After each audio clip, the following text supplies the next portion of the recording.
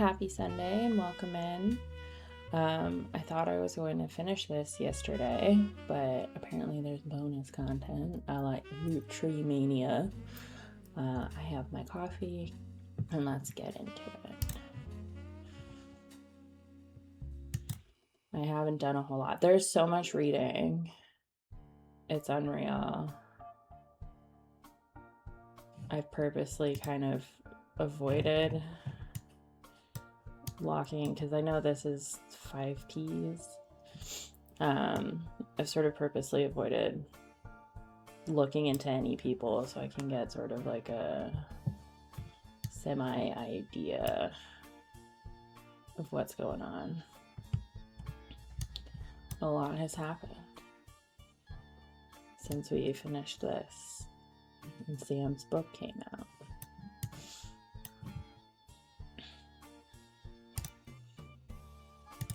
I have a bunch to go through about like the international operations.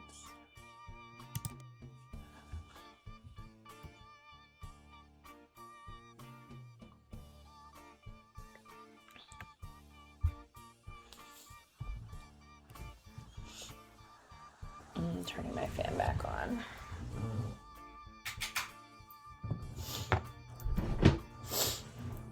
It's rainy. It's a little bit muggy, but it's cool enough that I turn the AC off and just open some of the windows in the other rooms.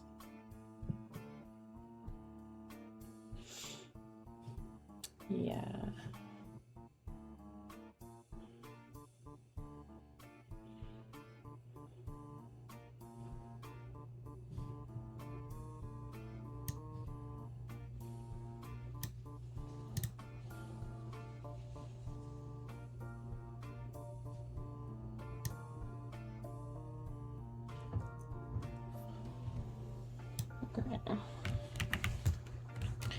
Yeah, I suspect, what was it, Flavio is, yeah, one of Guy's.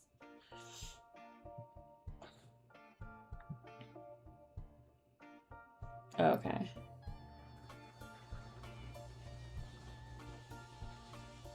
Yeah, so I already have that. Incendio de bordo. Translate to maple fire. In 1982, the factory was deliberately attacked in a case of clear arson. The fire was brought under control after destroying about 2/3 of the production floor, and locals claimed that the air smelled like a mix of burning plastic and maple syrup. The factory was rebuilt and continues production to this day. At the same time, it was unknown why this happened, but last year, a news special did list this incident, as well as a few others in the small town, as backlash to perceived corruption in the government at the time. According to the report, the mayor of the city was found to be receiving a cut of the factory's profits.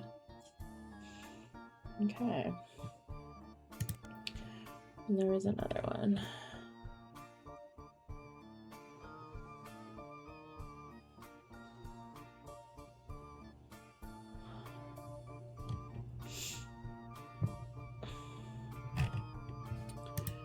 Um, 1995.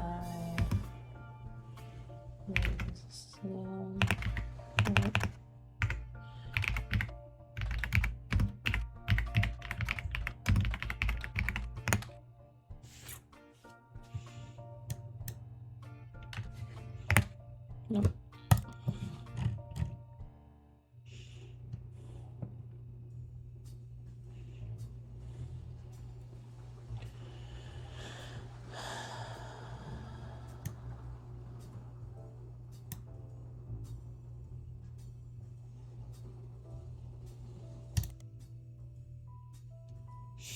Roottree. Oh yeah. No, I have this.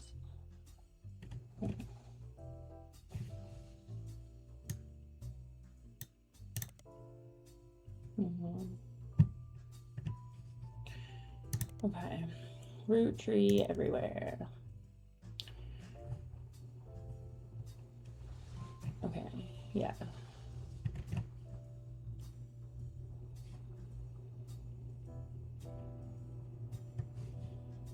We've got Roottree, Australia. Roottrees is one of the companies created to manufacture and distribute Roottree candy. It was developed as part of the Roottree Everywhere initiative in summer 1979. According to a history website for Roottrees, Charles Martin, who owned a company that manufactured licorice in Australia, was tapped to run the Roottree factory after he impressed the American leadership of the Roottree Candy Company at the time. But he had a hot wife or daughter. Roottrees did have some success, but only in certain regions. The manufacturing leg of the company shuttered in 92 after the death of Martin, and Roottrees now serves as an importer and distributor. Okay.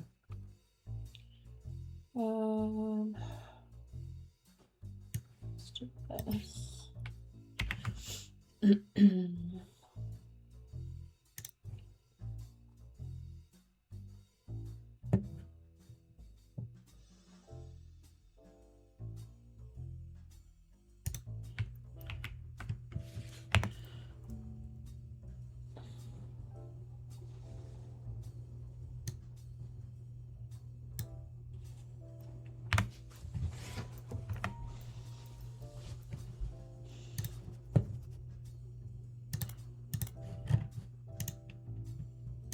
This at the top. Yeah, so summer 79 and then Christmas 79. And this is later.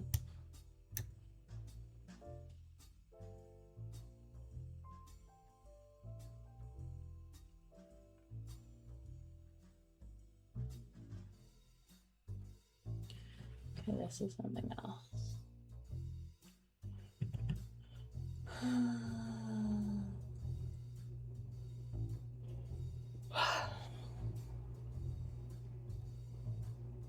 Okay.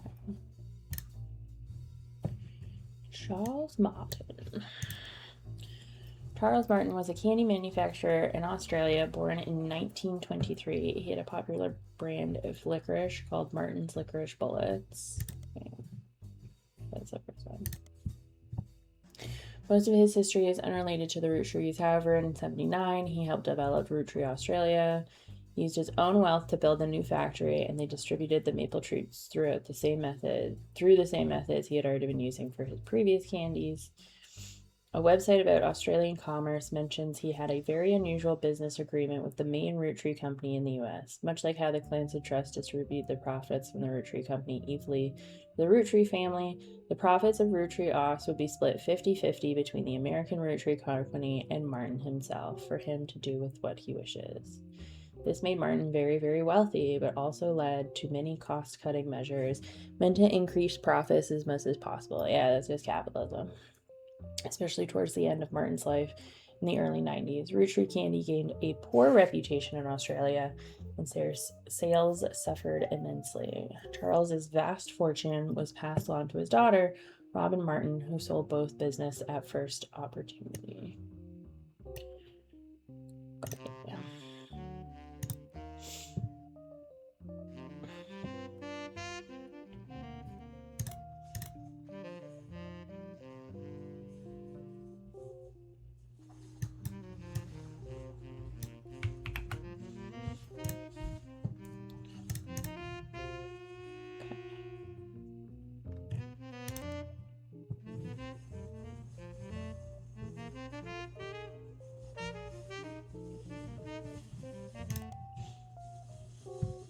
Martin's Licorice Bullets.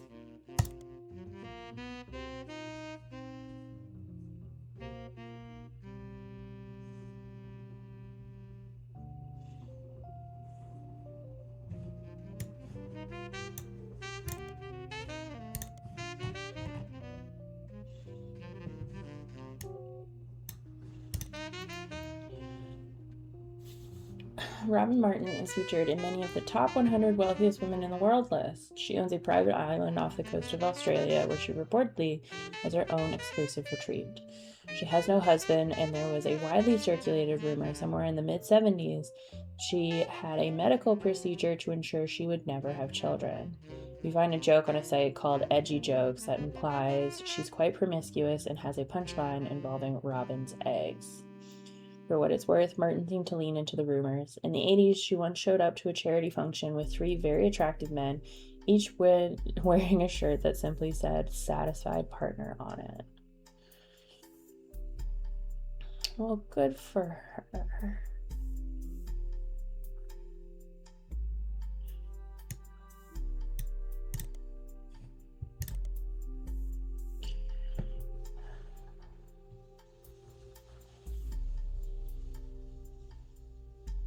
Okay.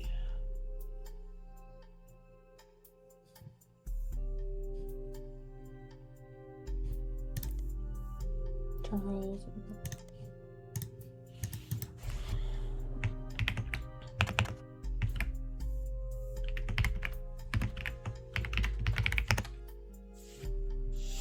Okay, this is not new.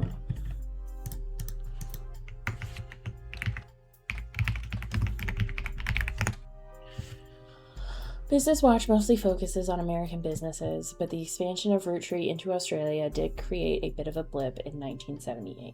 It mentions that Charles Martin met with the legal and leadership teams from Roottrie in late 1977. They came to an agreement and broke ground on a new factory in early 78. The Roottrie company statement said to come directly from the president, was brief and a bit awkward. Roottrie is excited to begin a new adventure down under. We're extremely impressed with Charles Martin and feel like this expansion heralds a new era for Roottrie that will last for years to come. Roottrie is founded on family, and Charles's family has also impressed us, especially his daughter Robin. We know she'll continue to steer the ship just as Elias Roottrie's family continues to do so here in the USA. Yikes.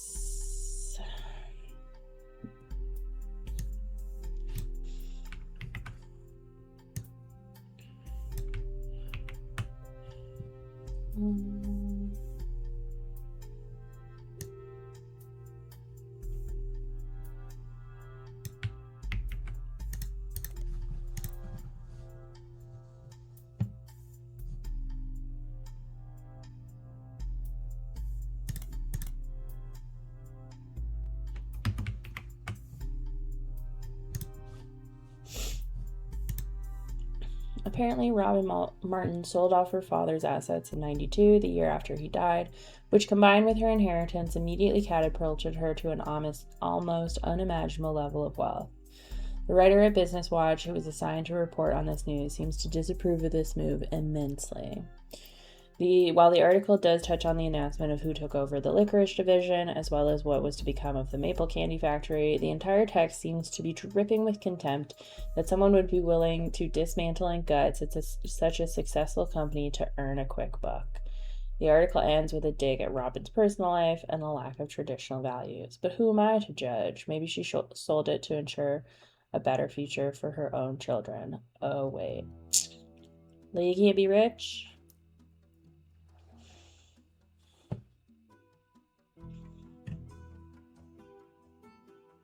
It's not like she'd burn it to the ground, dude.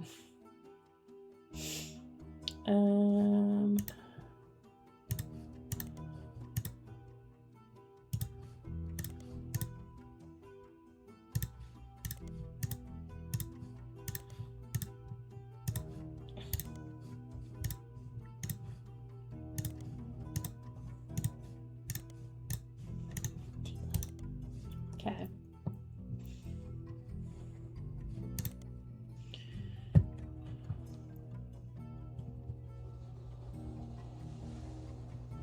I think that was everything from there.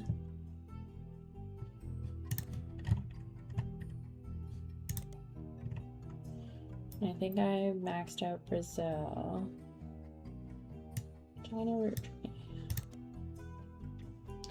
China Roottrees is one of the companies created to manufacture and distribute Roottree candy. It was developed as part of the Roottree Everywhere initiative in the summer of 1979. During the late 70s, China began to go through a period of economic reform. This led to new opportunities for American companies, and the Roottree Candy Company decided to pounce. Lang Hongbo, who was said to personally win over the Roottree family was the owner of multiple textile factories, did not wish to import the ingredients and build a special factory to manufacture the candy in China. So instead, they made a deal to import bulk unpackaged Roottrees candy and label it for not only China, but additional markets. Hongbo, who was already in his mid-50s when the deal happened, had only daughters, His brother, Lang Hongyu, took control upon his death in 1986. After Hongyu died in 92, it passed to the oldest child from the next generation, Lang Zhenyu. Okay.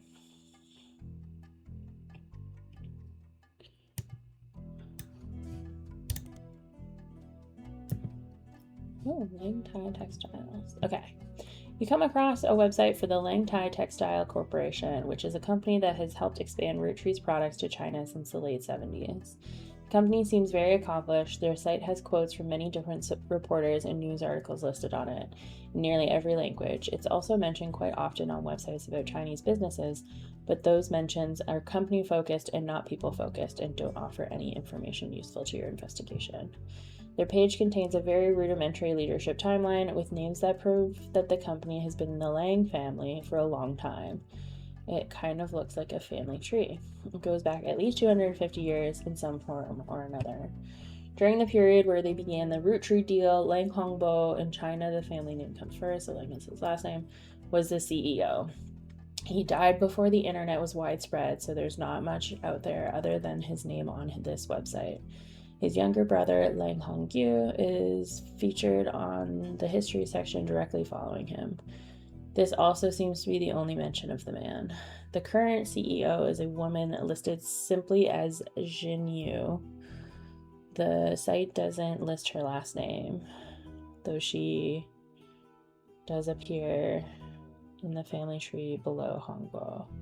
Lang Tai has a few American logos on its page. One is the Roottrees logo, another is Tranquilts, and the third is Piece of Asia.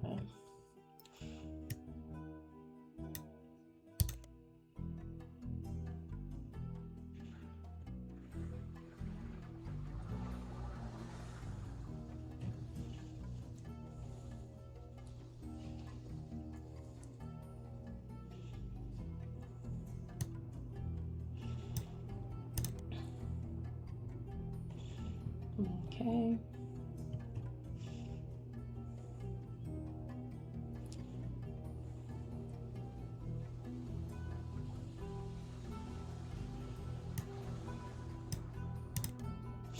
It seems Tranquilts is a play on tranquil and quilts. The name is ironic considering they're the loudest quilts you've ever seen.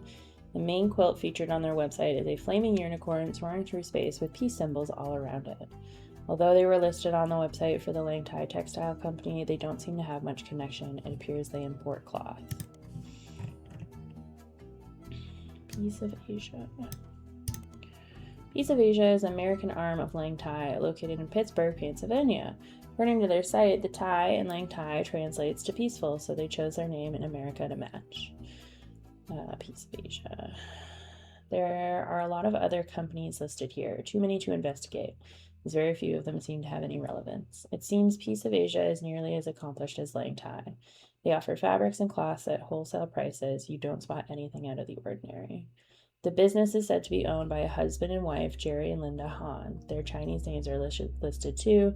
From using an online translator, it seems that Jerry is Han Junwei and Linda is Lang Jinyao, which is no. Okay.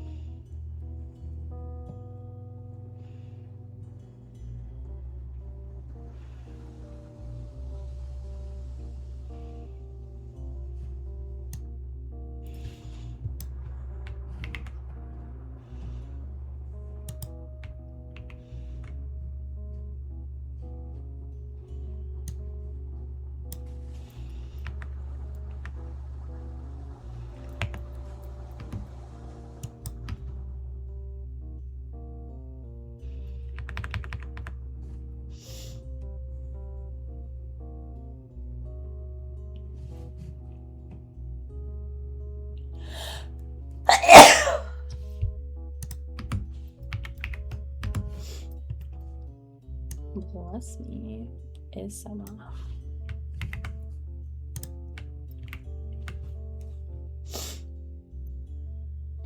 Okay.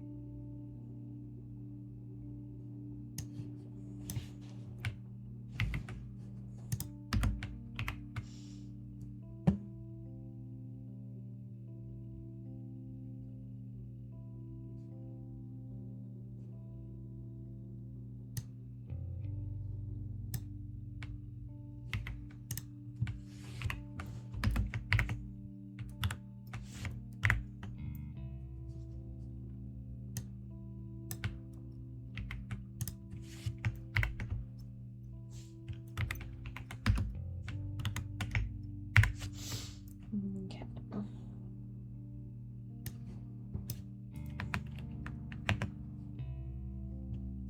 Yeah, Junwei is very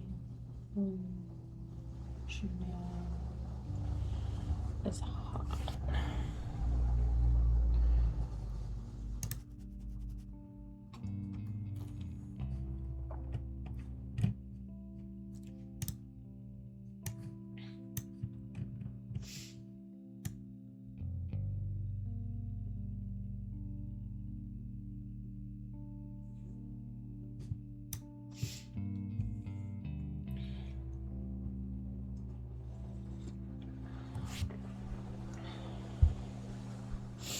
Okay.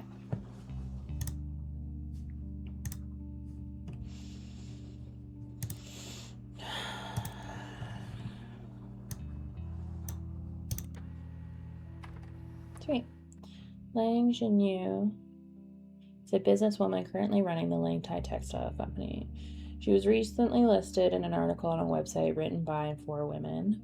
The article, entitled Empowered, is about the recent rise of women entrepreneurs in China. The article states that due to her lack of brothers, she has a younger sister. Lang Jinyu took over as CEO of her family's company in 1992 after her elderly uncle was deemed unfit to run the company due to mental deterioration. This was apparently an extremely controversial move among the company's employees. Some of them quit and wrote a letter stating that she must have coerced him in his vulnerable state. Since then, the company has been performing well. Her nephew, who is currently her second in command, is expected to take over when she retires. In the meantime, the board's stance has been a twist on a popular proverb. The article roughly translates it as, someone that has proven they can do something well can do it 100 times well. An unproven leader could doom us all.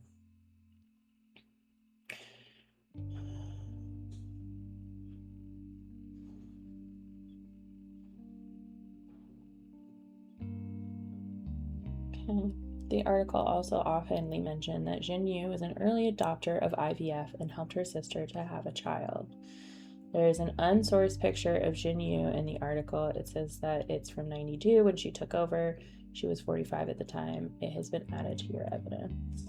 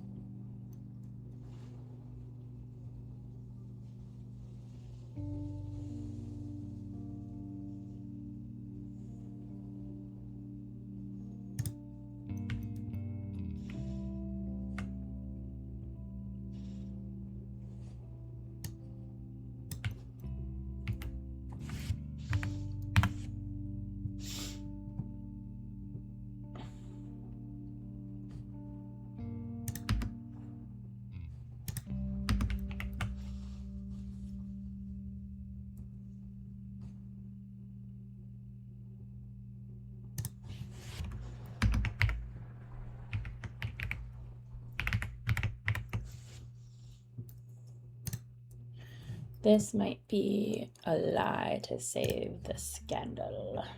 Her nephew is expected to take over.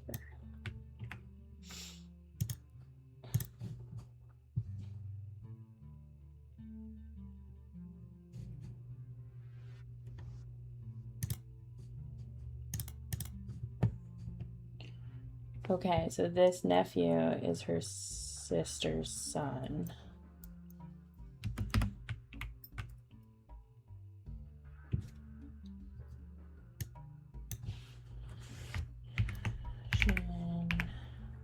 You nephew.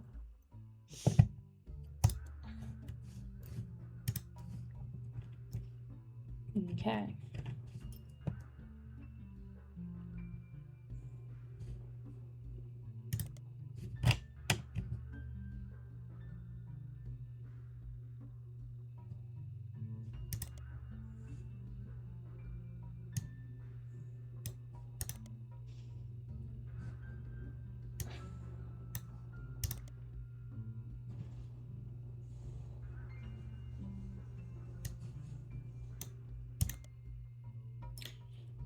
Marcon.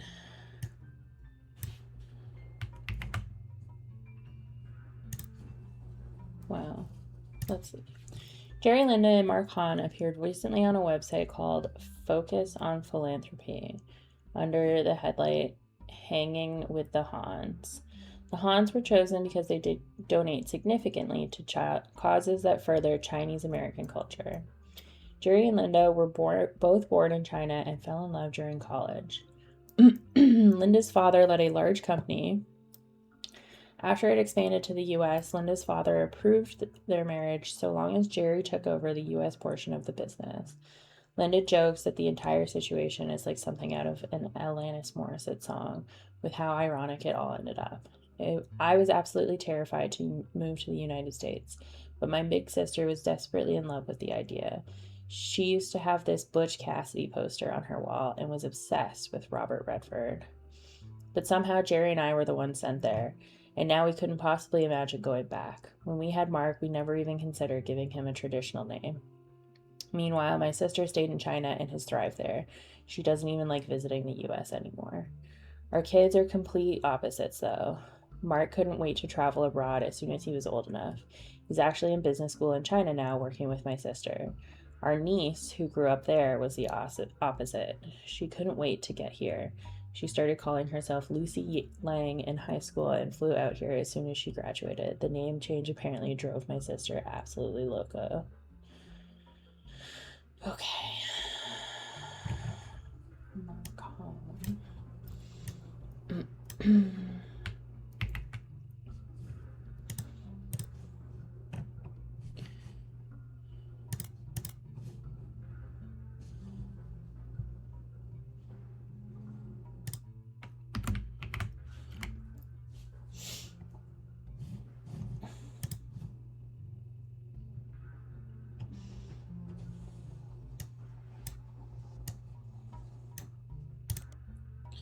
Okay.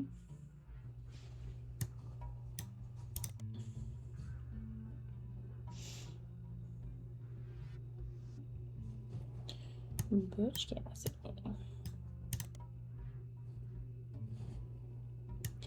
Famously redheaded. Well, well, well.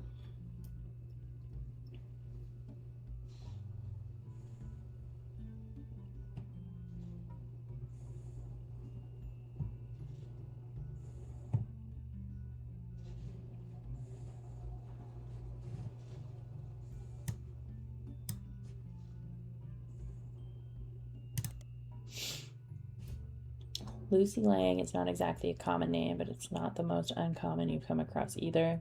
There are few that come up with any searchable details, so it might be possible to narrow down your possibilities. Lucy Yang is mentioned on our robotics website as part of Team Talon Claw. Team Talon Claw are one of only 2 teams from the US participating in a new robot-based show in the UK. Another Lucy Lang is part of a small women's a cappella group in Los Angeles called the Gin and Tonics. A third, Lucy Lang, works in New York for a business called Corporate Synergetic Solutions Unlimited.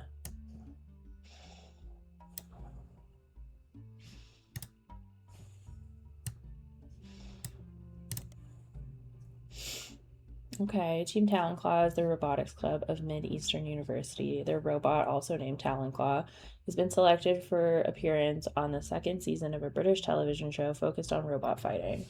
A small blurb mentions that robot fighting leagues have existed for a few years, but there have been recent moves to televise it. Talonclaw was one of 2 teams selected from the US. The Robotics Club has a text-only site you can find linked from the university student section. The site seems like it's used mostly to announce the schedule to its members. The club is supposed to meet every Tuesday and Thursday, but the last 8 dates have all been canceled because a few members of the team are currently in the UK filming. Another date from a few weeks back was canceled for an interview with the school's newspaper. At the bottom, the traveling members of Talonclaw are listed as Team Captain Jaya Patel, supporting members Lucy Lang and Kurt Hauser. Okay.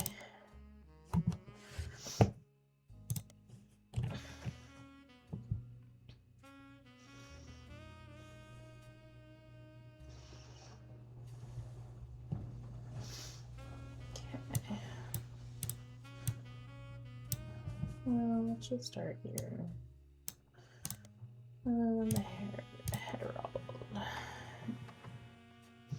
The Heterald has a story about their school's robotics team, Team Talonclaw. It lists 3 student members and talks a bit about each of their history, including their interests in robotics.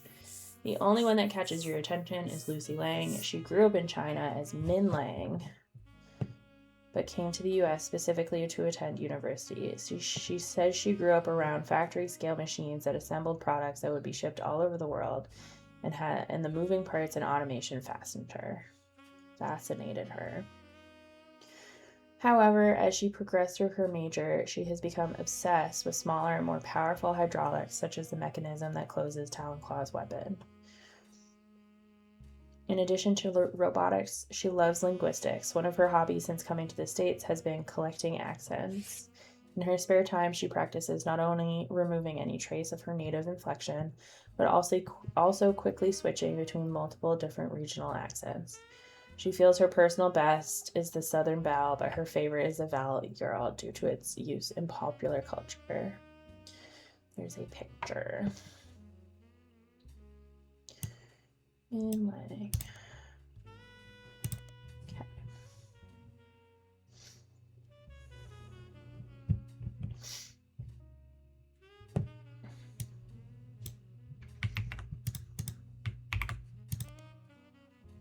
Yeah.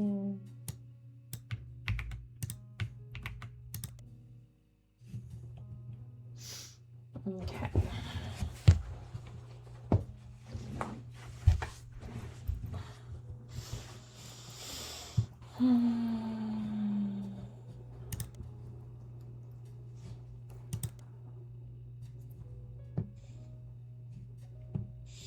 The Gin and Tonics.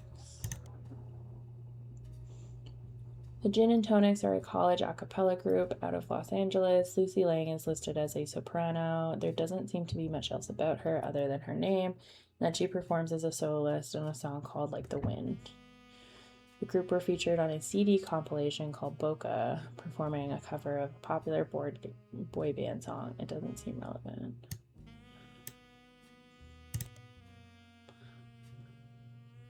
Subways of Your Mind by Fex is an early 80s pop song, and it was a #1 hit in many countries.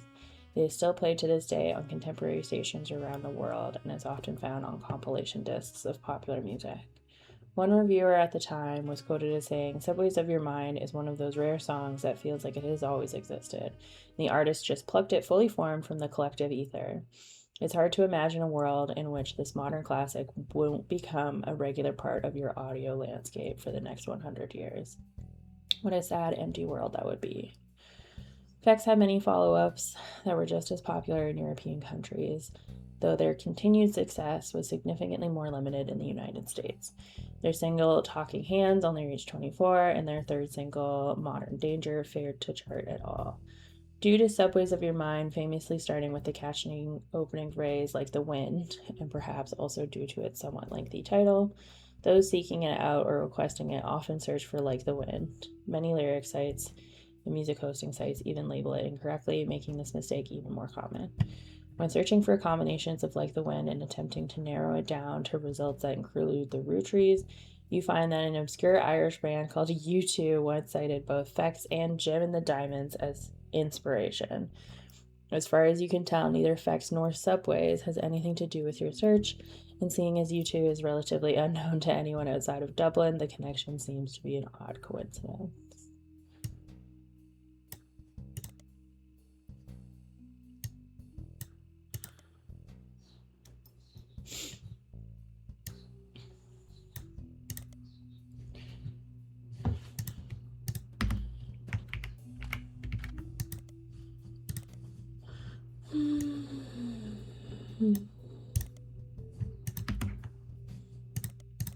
Okay.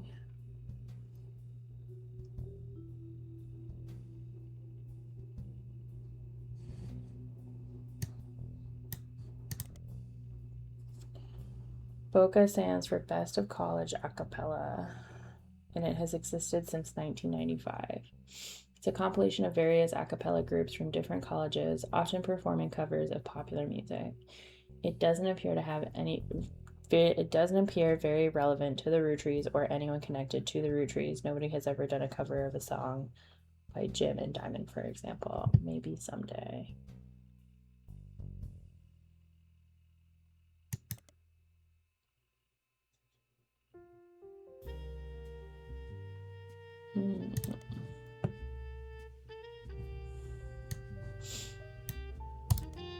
Corporate Synergetic Solutions Unlimited is a company located in New York City. Lucy Lang is lead synergy engineer, who is listed as ranked one of the top facilitators in the world by Business Watch magazine. As far as you can tell, CSSU is a company that other companies hire as consultants to increase productivity. It's unclear the exact services they provide. The site is light on details. There are a few high-profile companies listed on their site as former clients. You recognize their names, but none of them are related. Okay.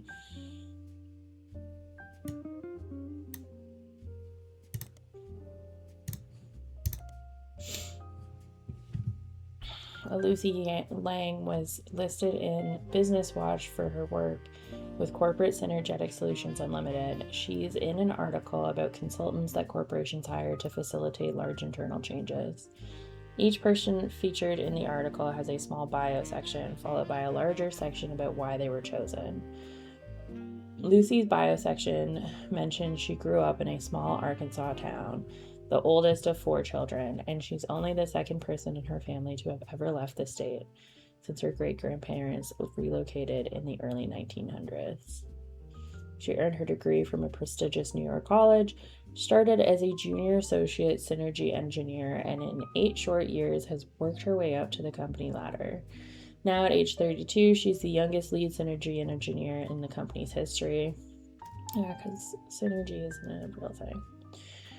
The article calls her one of the top facilitators in the US due to her work on a merger between 2 regional dial-up service providers. As a direct result of her organizational changes and policies, the company managed to eliminate over 200 redundant positions as part of the merger, making it an instant success. Boo.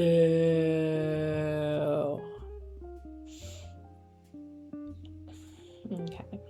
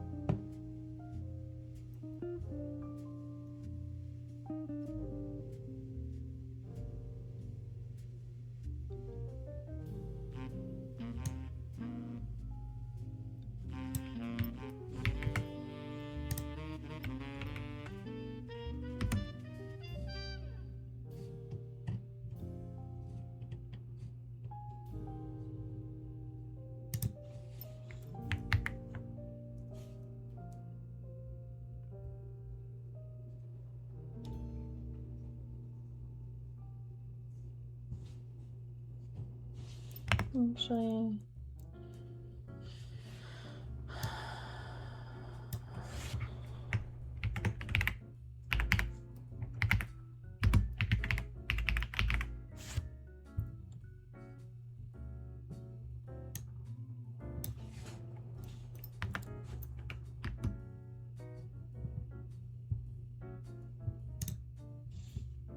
Okay.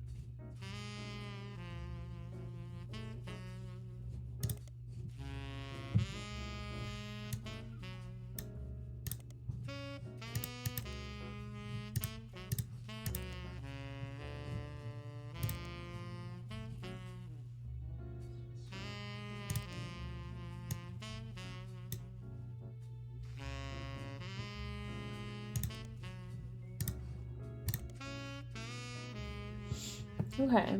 Lang Zhenyao is mentioned very briefly in an article about in vitro fertilization from 1979.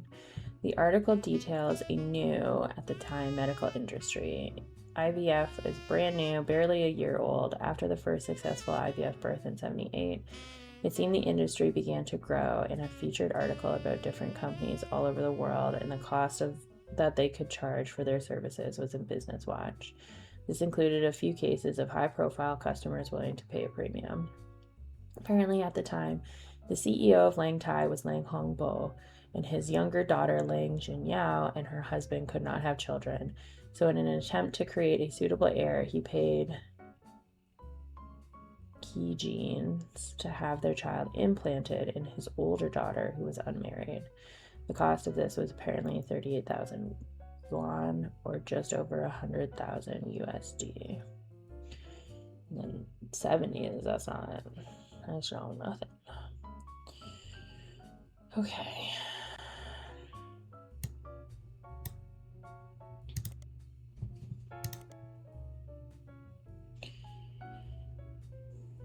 Key Genes Company was mentioned once in an article you already read about the head of Lang Tai, but then again later in 94, there's a long article that spells out huge controversy. It seems that a whistleblower came forward to the U.S. government about Key Genes, which was said to have been founded in China by a partnership involving American and Chinese medical specialists who then built their medical facilities in the United States. The article mentions the whistleblower's claim. Key Genes will sometimes claim that they performed IVF when they did not. This would often be used for an excuse for an otherwise unexplainable pregnancy. They'd fly their clients to America, where they would stay for an extended period of time, then return to China with news of a successful IVF pregnancy. The whistleblower apparently presented the Department of Health and Human Services with credible evidence. At the time of the article, it was still an ongoing investigation, but Business Watch speculated, after copies of proof were leaked to various media sources, that they couldn't imagine a world in which the company would be allowed to continue operations without facing serious legal or financial consequences.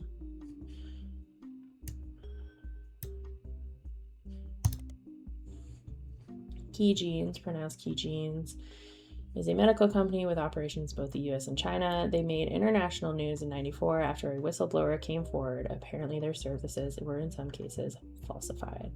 While they did often perform IVF, the whistleblower provided a few of their customers paid for a very different service, an alibi. The company would claim they performed IVF on someone who was already pregnant to create a cover story for high-profile families who did not want to give up the child, but did not want the shame of an unmarried mother. The whistleblower claimed that they had helped do this at least 6 times, but only provided proof of one case, the daughter of an American politician who is unrelated to your investigation. Key Genes shut down soon after, and both founders have reportedly fled to Lebanon, where there is no extradition to either China or the US. Okay.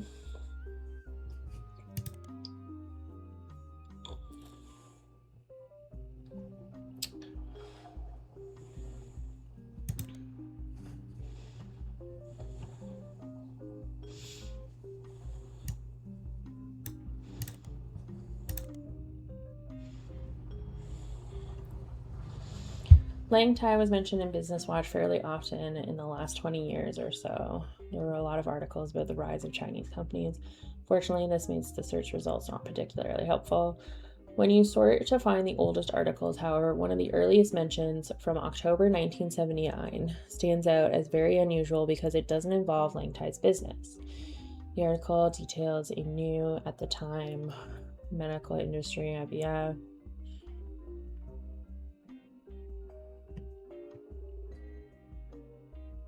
Okay.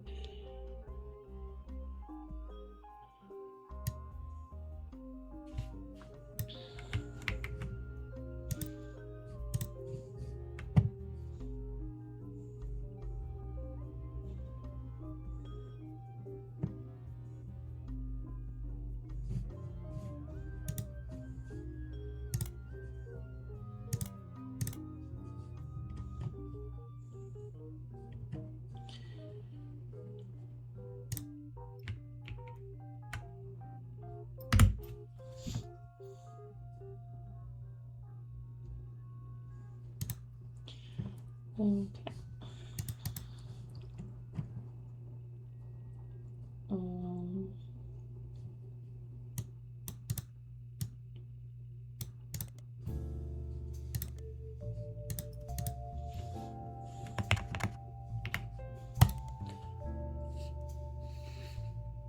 Searching for Lang Jinyu separately brings up much fewer results than Lang Tai. Lang Jinyu has even been featured in Business Watch in '92.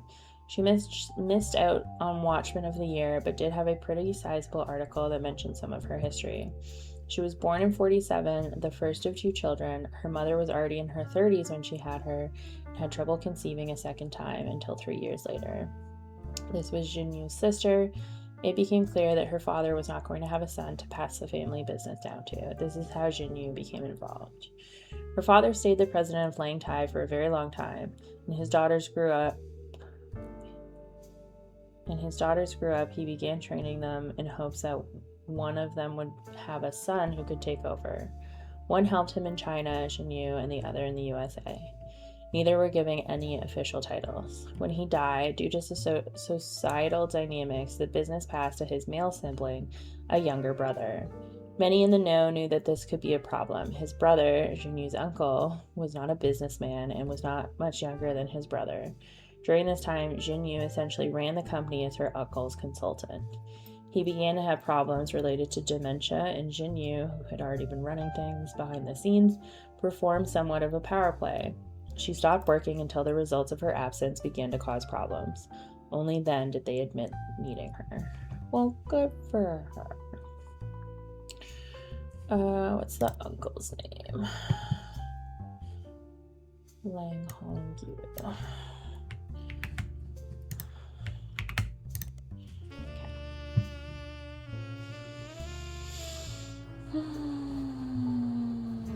This piece of Asian.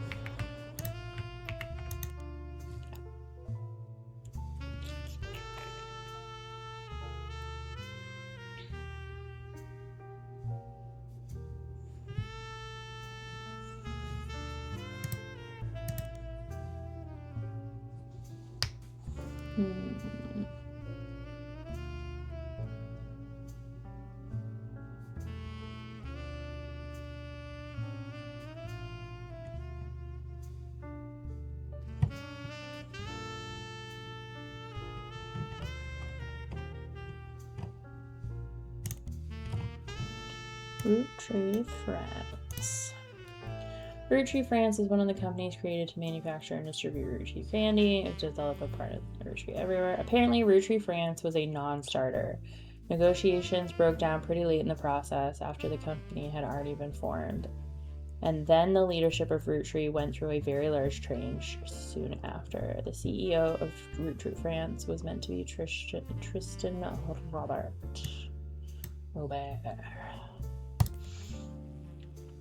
Tristan Robert is a businessman who at one time was in negotiations to take over Roottrees, France. He is still alive, and you come across an interview unrelated to Roottrees from a few months ago. It seems that other countries have not been immune to Roottreemania, as you recognize the word Roottree in one of the questions. It seems the interviewer snuck in a question about his experience with the company at the end of the 70s. The article's in French and takes some time to translate section by section. He mentions Guy by first name only, and the tale he tells is quite ugly. The translation is as follows. Guy, the president of Roottrees, was one of the worst men I have ever met.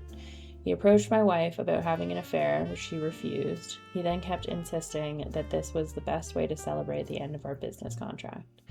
I don't think he expected her to say no, and I don't think he thought she would tell me what happened. I punched him in the face and refused to attend another meeting with this man. They lost a lot of money on this deal because not only was he a terrible person, but he was also a terrible businessman. When he died shortly after, it felt like the universe was working things out. I wasn't surprised to learn he had a secret child. He seemed to treat women like collectible pocket monsters. It seems mentioning Pokemon sidetracks the questions a bit, and the interview never returns to the subject of Roottree. Pokemon. Yeah.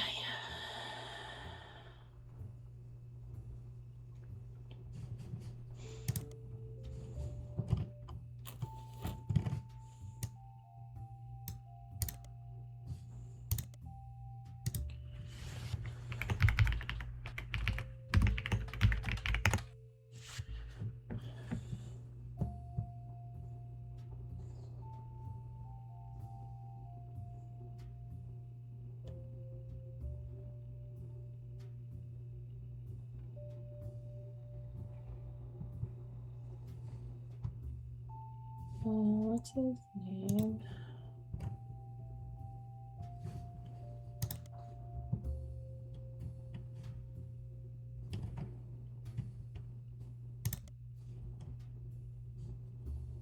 Edson.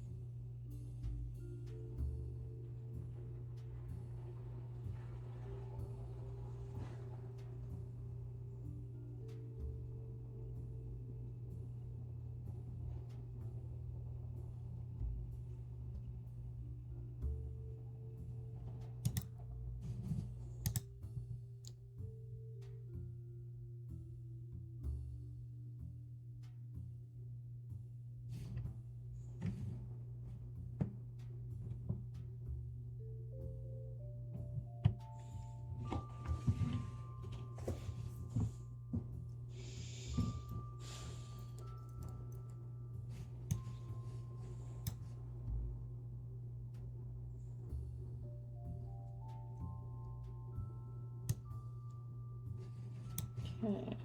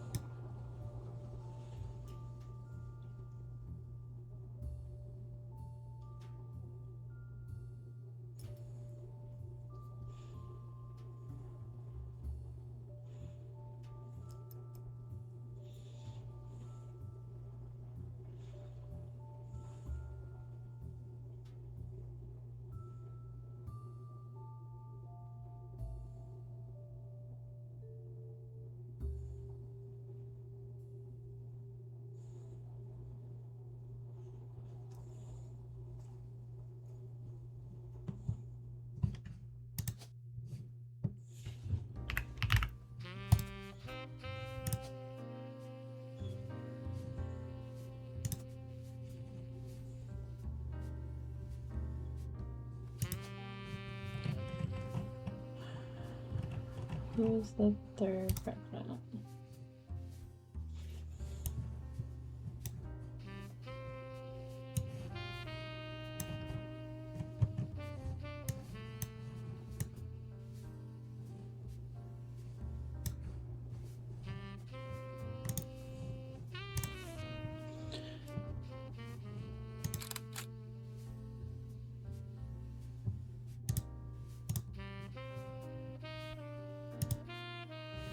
Okay.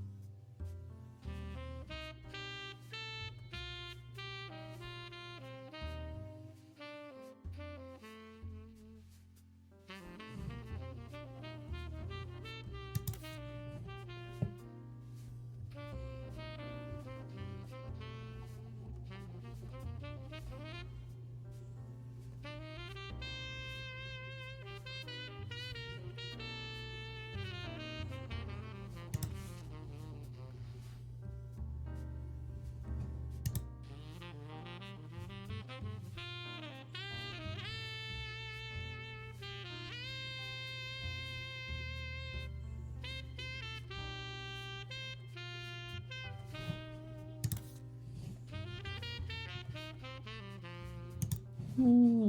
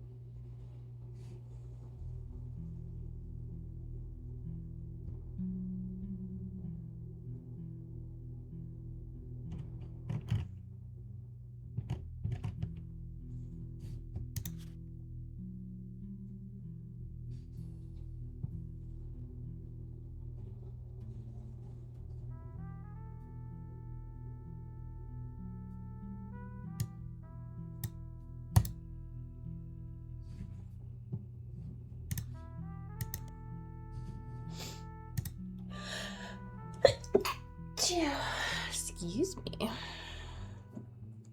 think it's because I got the windows open now.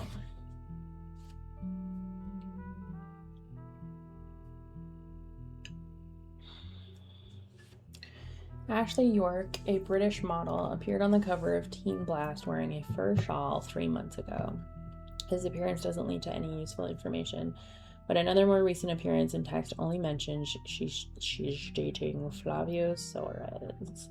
In it, a Teen Blast reporter asks how they met. I was in Rio for Carnival, and he was on one of the parade floats. I had no idea who he was, but I liked what I saw and told my people to invite him to the party I was going to. Felt pretty stupid once I realized that we were going to his party. Well, his mother's party. She runs a media empire there called Sao Paulo. Okay.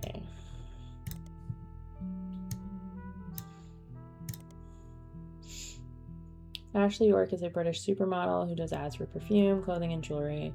She's been the subject of some controversy in the past few months, having been protested by PETA for wearing fur on the cover of some magazines. She's dating a young Brazilian news anchor named Flavio Soares, which has brought them both somewhat into the limelight. Whoops.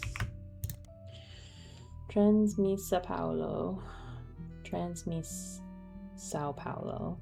It's a massive media group owned and run by a mysterious woman named Sonia Alves. It seems Sonia Alves is a common name in Brazil, so she has shortened her name to Nia to stand out in the public's eye.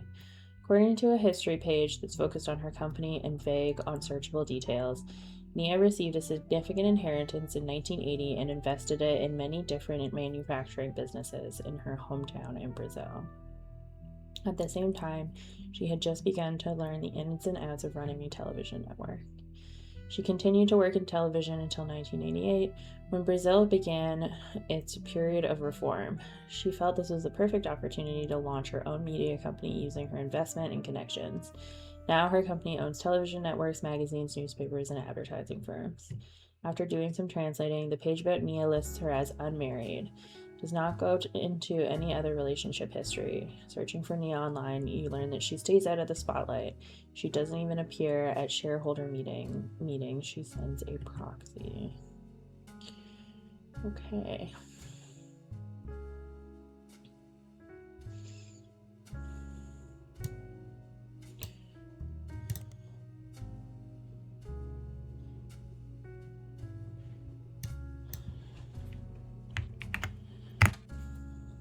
Okay.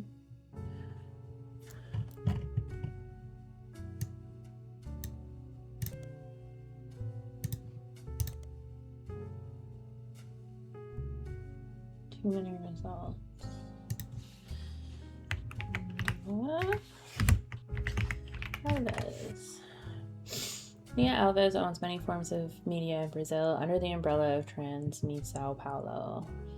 Business Watch has mentioned her by name a few times. The most relevant appearance seems to be an article about the struggles of American media companies to do business with their foreign counterparts due to a difference in laws. A few media groups and countries are discussed, including those in Africa and the Middle East.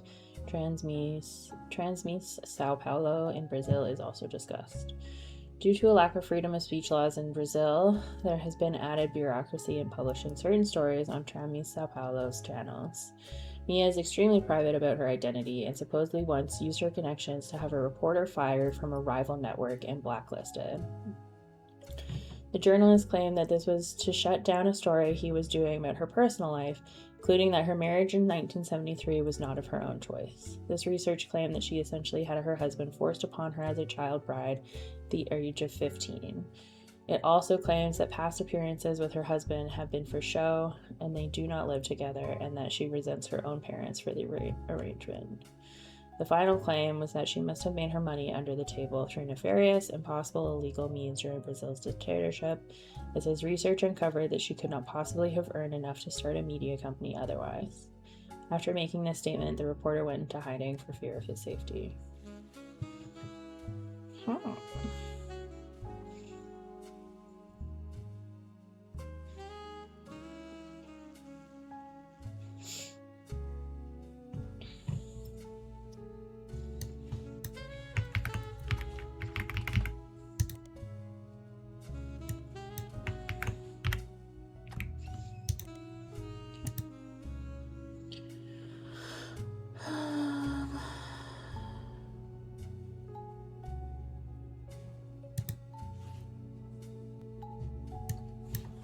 Flavio.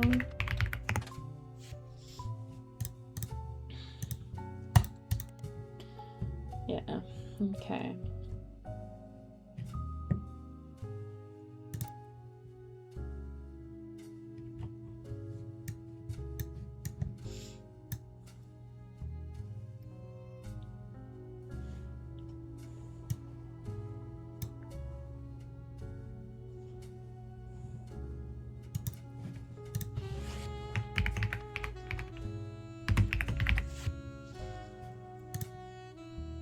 Right, it's Mark with a K.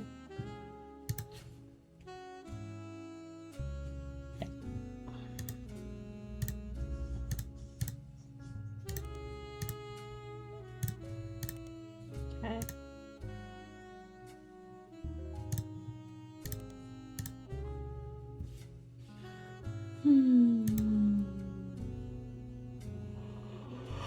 I guess I'll look into 5Ps.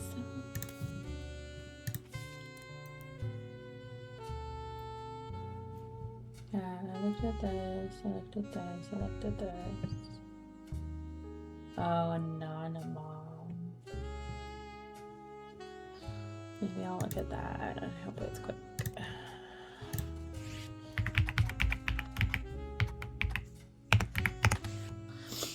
Anonymous was the second high-profile case after Felix Fellows. Okay, we're gonna go there next. Of a potential new Roottree being added to the clan's trust. Instead of claiming herself a Roottree, however, she claimed she slept with Guy Hudson and that her daughter was a Roottrie. The accusation came during the height of Roottreemania and began with a brief TV interview. She appeared in the shadows with a disguised voice and promoted an article about herself in News Time. In the TV interview and the article, she referred to her daughter as Jane Doe Roottree. The name Anonymous was not self-inflicted. It seemed to spring up organically because no one knew how else to refer to her. The day after the News Time article, Sam Matson publicly supported Anonymous due to some parts of the story she found particularly credible. With the momentum of Sam's endorsement, Anonymous went on a media blitz. Ultimately, this backfired. As more details came out, people became skeptical of her story due to the extreme similarity to 5 Pieces. Her accusation even included many of the same details as his mother's story. This included her job, secretary, and the time period, late 70s. After fumbling the 5P story so publicly, the Roottrees were more prepared to handle all Clansid Trust-related cases. Within a week, a DNA test proved that Anonymous' daughter could not be related to the Rootrees. This was announced at a joint press conference with lawyers representing both Anonymom and the Roottrees. Each party ensured their respective clients provided accurate samples. Immediately after the negative results were released, many of those who had already been skeptical felt vindicated. Others who had built up hope that history could repeat itself after 5Ps felt duped. Many people suspected the whole affair had been a hoax to gain fame and money. Many demanded that Anonymom be held accountable, and some people even began to attempt to track down her true identity. The Roottree company felt pressured to put out a second statement to try and curb some of the backlash, even going so far as to say, though it was scientifically proven that Jane Doe Roottree is not a Roottree, this doesn't mean that her mother and Guy Hudson were not involved in an affair. She had every right to make her claim, as it has been verified that her stories about Guy Hudson were not exaggerations. Please leave their family alone. Many people claim this high-profile anticlimax and public backlash was the beginning and the end for Roottreemania, since much of the fun was the shared fascination about secret Roottrees. Others think that, like any fad, it just ran its course naturally. Regardless, this was the final notable event related to the release of 6 pieces, and things soon went back to normal. Jane Doe Roottree has already been eliminated as a potential new Roottree by the company's lawyers. Anonymom's affair does not appear on my tree.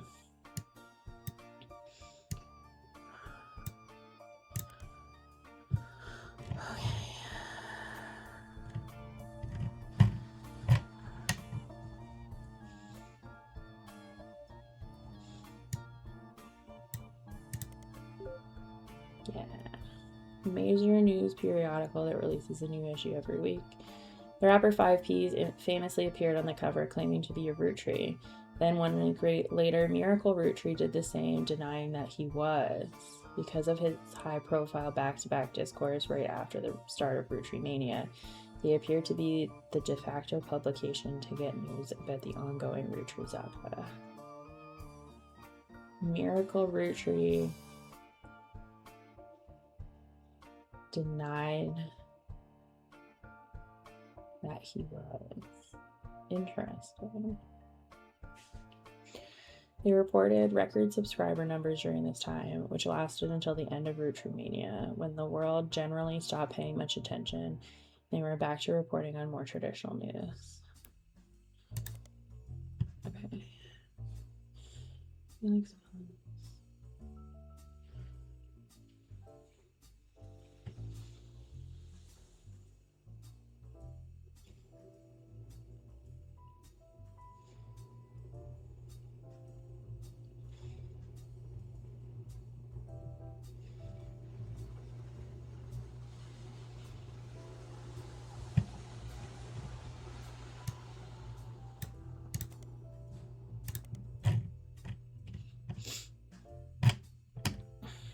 Okay.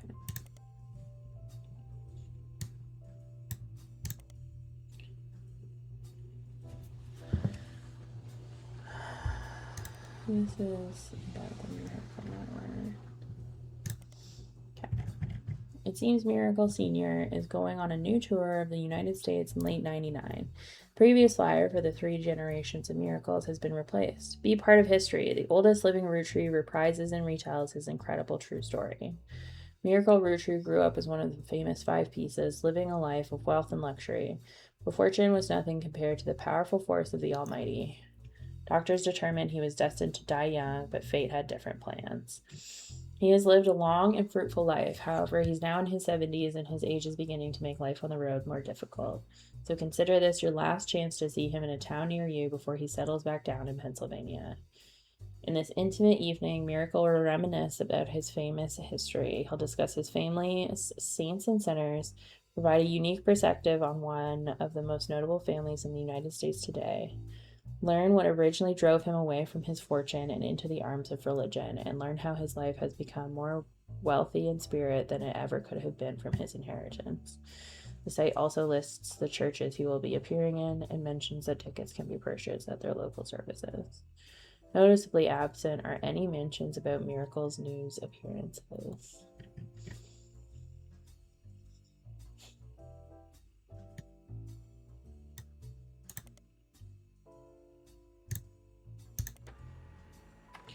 Miracle Roottree appeared on the cover of Newstime, denying that Felix Fellows was a Roottrie. Oh, not denying that Miracle was a Roottrie.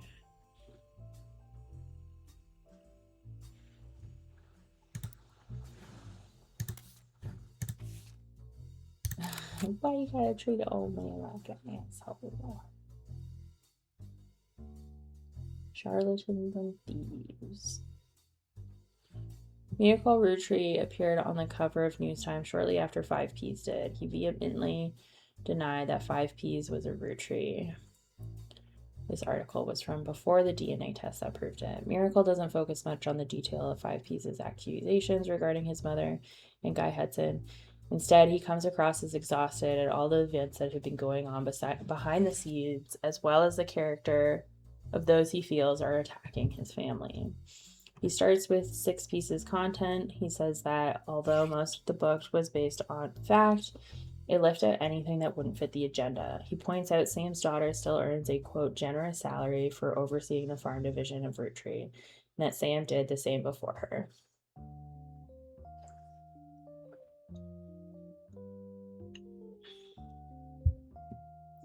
That Sam's family was not destitute, and that really it was only her son who chose to take on a job with no salary. He claims that though they didn't have to, the family helped pay for her son's medical bills after voting that it was, quote, the right thing to do. Miracle also says that the story about his father, Elias, shunning EC was one-sided, leaving out Edward Clancy's blame in the whole thing.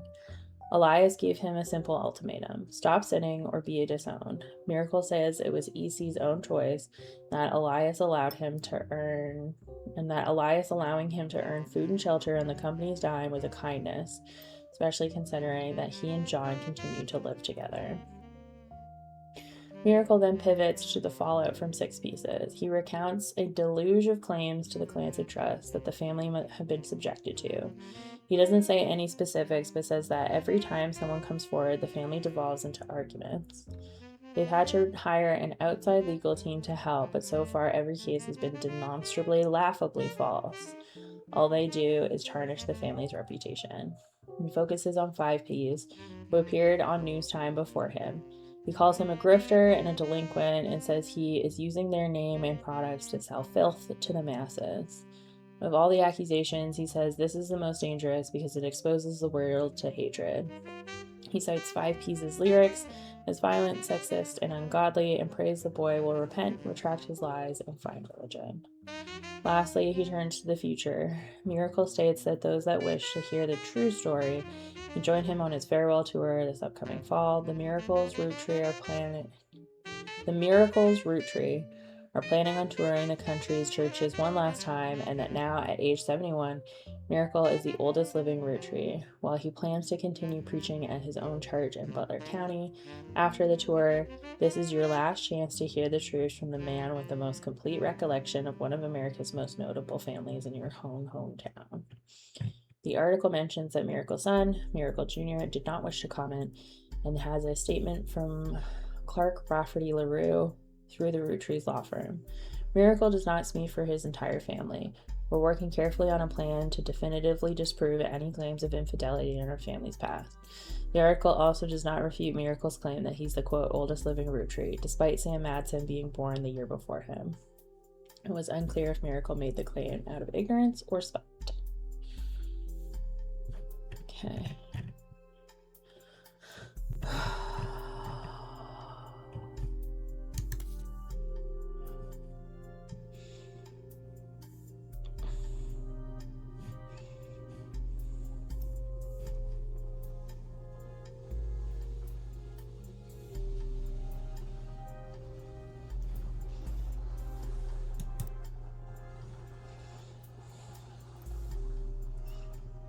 I guess we'll start with 5Ps.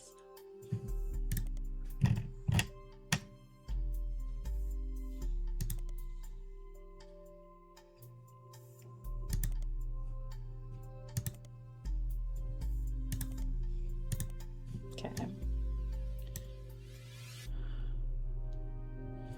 Search. Felix Fellows. Five Ps, aka Felix Fellows, is a rapper who has found some recent radio play after being publicly confirmed as the long-lost Roottrees, entitled to part of their fortune.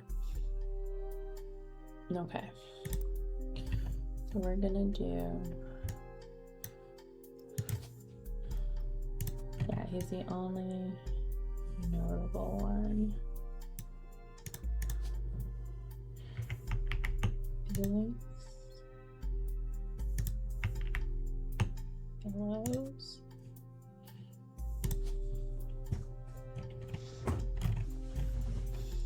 Is rapper on here? No. So he's a musician.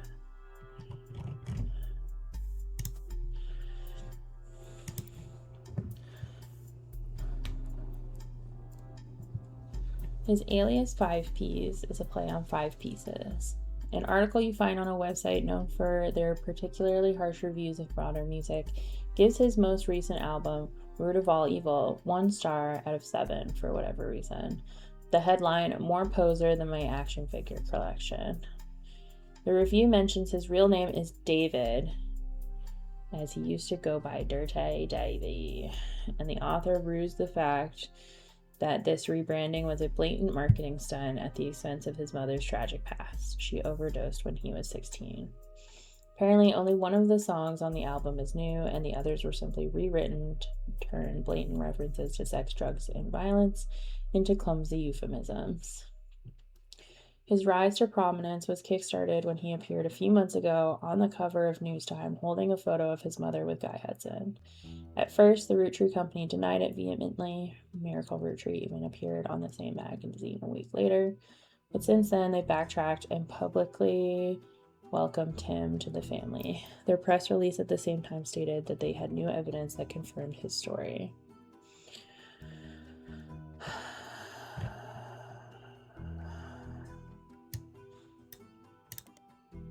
Yeah.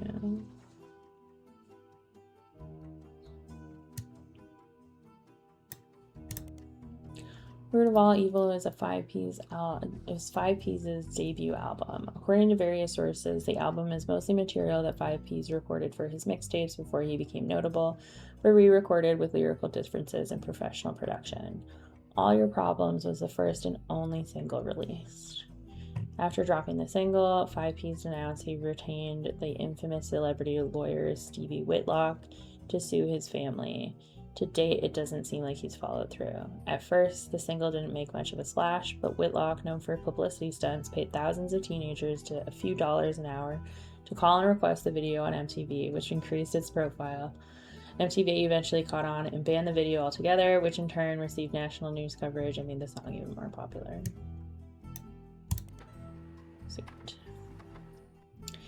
This track is the only new song on the album. The subject matter of the song is the hypocrisy of those that claim money is evil. He points out that the only people who think money is evil are those that have it, those that can afford not to be greedy. In this song, 5 Ps triumphantly talks about taking the Roottree wealth due to it being his birthright and giving it to those who need it most. Find a copy on the song on a suspicious-looking website and download it.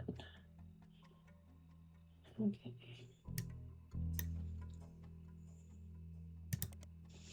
Stevie Whitlock is a lawyer with a history of publicity stunts and grandstanding. Still, she's managed to rack up quite a few legal victories for C-list celebrities and athletes. She became famous in the mid-'80s after successfully suing a multinational sandwich company whose 12-inch subs were actually an average of 11.5 inches long. Stevie argued that since the company sold 1 billion sandwiches per year, that was enough missing sandwich to make a sub long enough to span from New York to Los Angeles.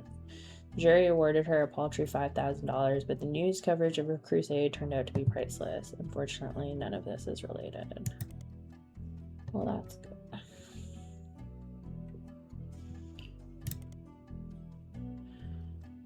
Dirty Davy. According to fan sites, Felix Fellows is not 5 Ps' actual name. His birth name is David Fellows.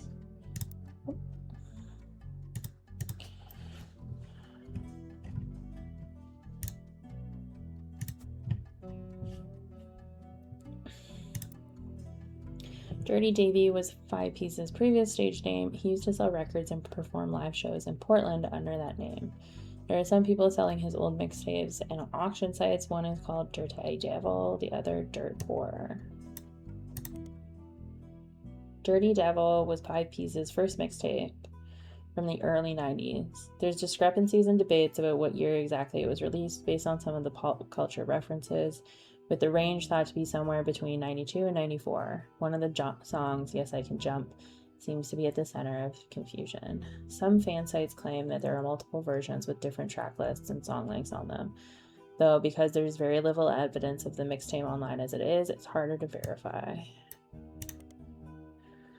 Yes I Can Jump is the song that was on 5 Piece's mixtape Dirty Devil. It seems to be the only song that didn't make it onto his studio album that people thought it should have. In it, he references a popular movie from 92 called White Man Can't Jump. This reference has caused some confusion among the fan base. Because of it, it is agreed upon that the mixtape had to come out in 92 at the earliest, but others point out that Fellows references seeing the movie on his 17th birthday. This would have been 94. Some take this to mean that the album had to have been released in 94 at the earliest. Others claim that he was likely trying to make himself sound older, since in response to some more questionable lyrics, he has stated multiple times that he was just a dumb kid when it was released. Nope, I want...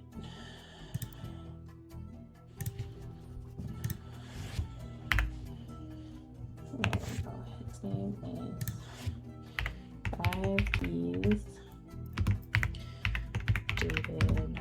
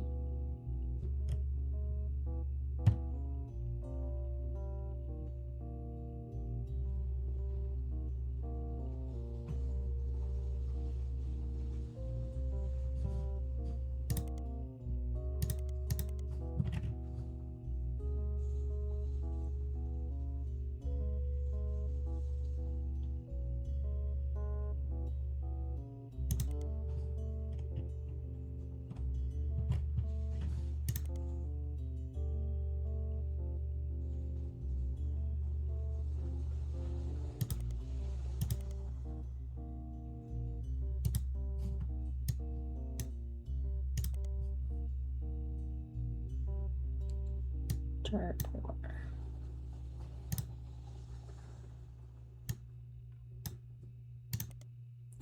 Dirt Poor was a mixtape by Dirty Davy released in 1996. There's a lot more online discourse from people who like to point out that in one of the songs, Felix Fellows included someone that would be revealed to be his own distant cousin in a list of attractive women. The lyrics to one of the songs, Heat, mentions a few different prominent female actresses, models, and musicians from the 90s, provides a crude pun or line about what Fellows felt about them. When released in 99, much of the rhetoric was toned down to be less overtly profane, and the line referencing Raina was clumsily replaced by Dana, a reference to a character from the X-Files. Hey. Dana Scully can get it. Heat.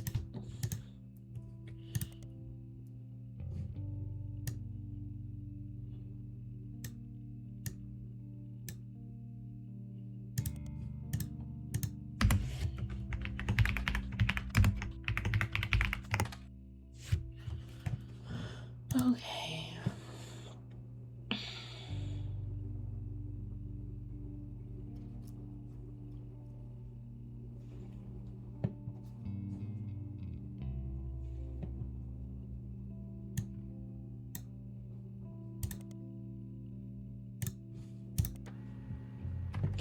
Felix Fellows, aka 5Ps, famously appeared on the cover of Newstime, kicking off Roottreemania.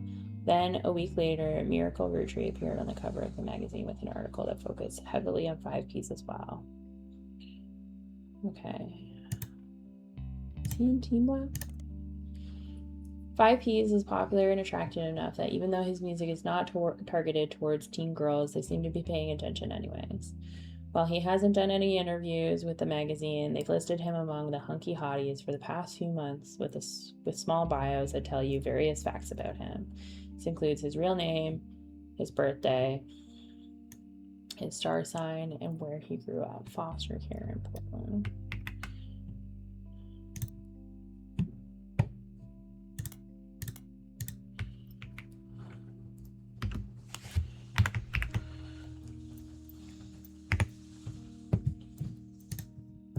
A letter to the editor also claims that it's not possible that he was born in 1977, as he claimed in a song called 17 Magazine that he turned 17 in 1992. The editor responds with a statement that they've reached out to his agent to ask about the song and were told it wasn't performed by 5Ps and they shouldn't print rumors.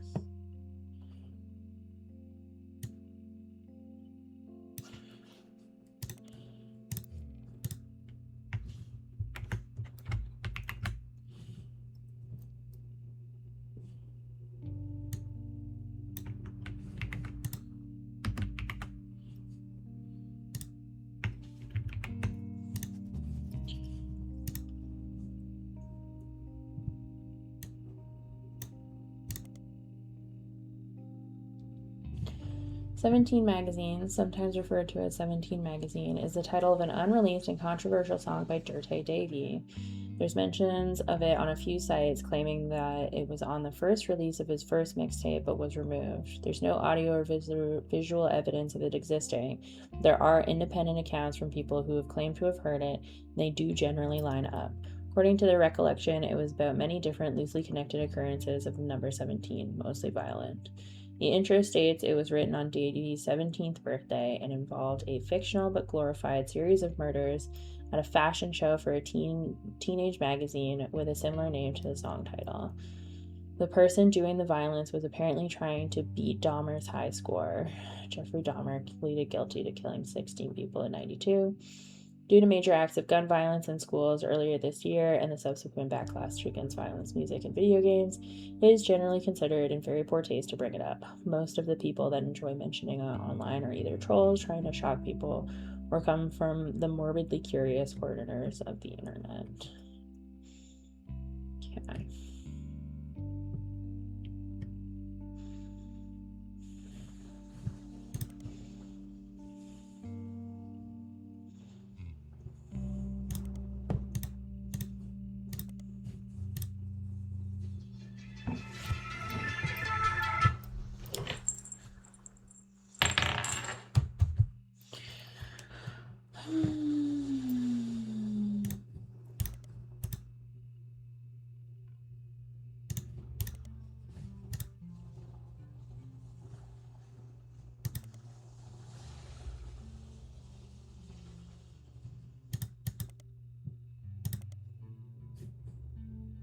Let's just Google Portland.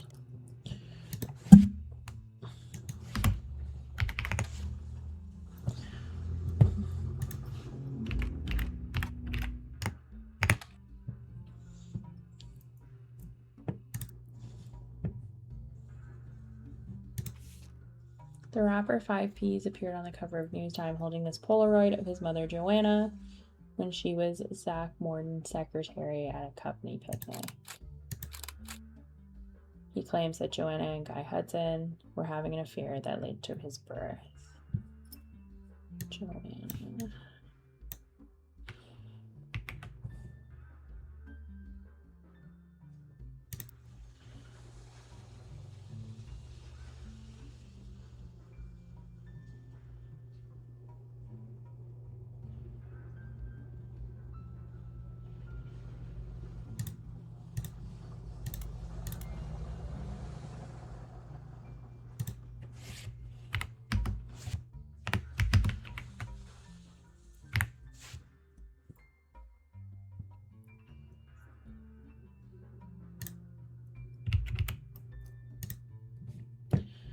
Okay.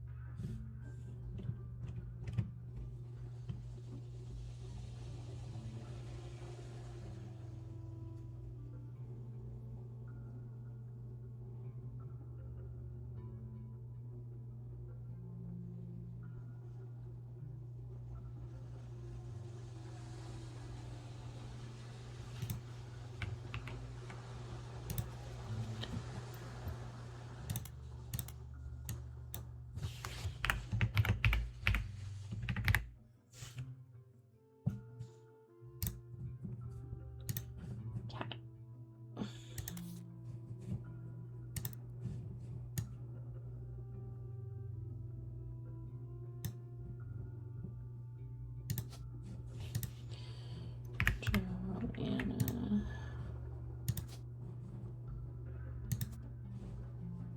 She was a secretary.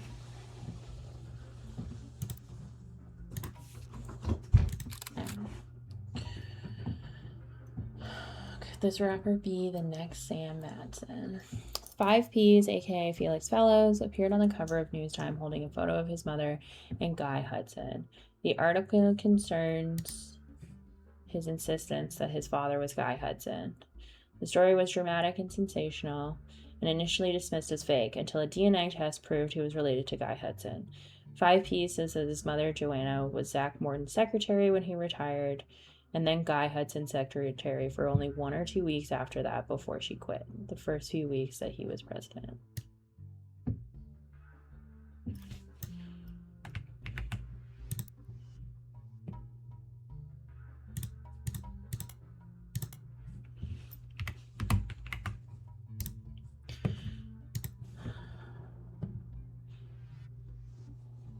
His parents divorced when he was 4 after his father learned of the affair.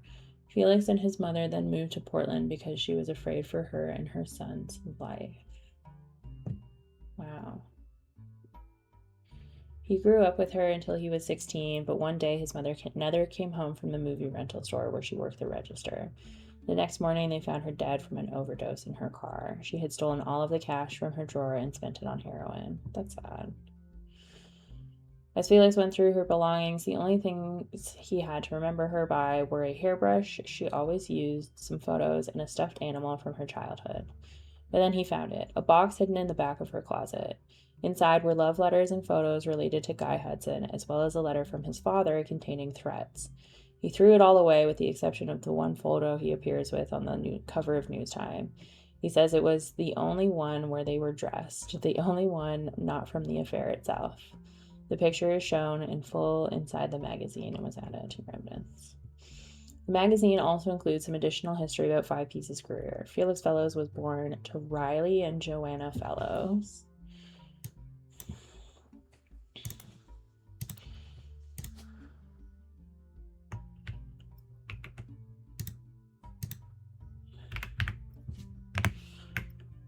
Fellows.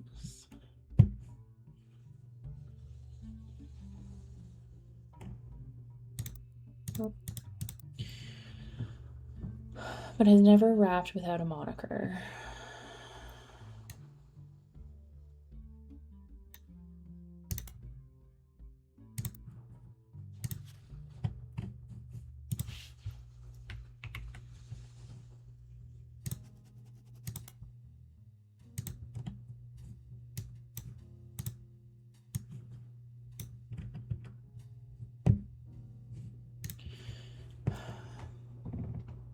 He tried to find success by opening for other artists and even by selling CDs on the street corners in Portland.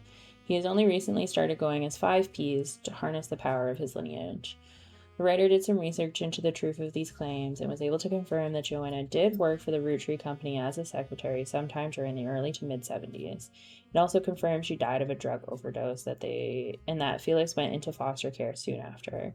They were unable to track down his father. They also reached out to the Roottrie company, but that was the moment the company's blanket statement was, since the release of a recent book, Roottrie has seen an overwhelming number of false ancestral claims. None have been factual, and nearly all have been knowingly dishonest. We encourage individuals to reach out to us in an official capacity as opposed to attempting to use our name in the media for publicity.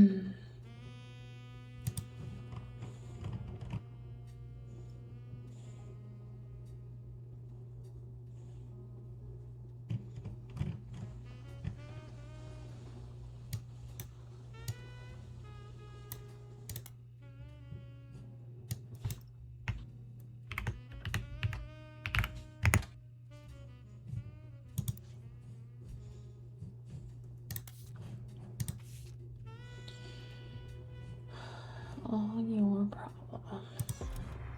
Attention, attention, Roottrees. This is 5P coming at you from the real world. You know, the place you ain't ever lived in. You say money is a root of all your problems. Root of all your Man, y'all are hypocrites, sitting back in your massive estates, built from the cash that your ancestors gave you, acting like you somehow deserve it, based on your family's creations.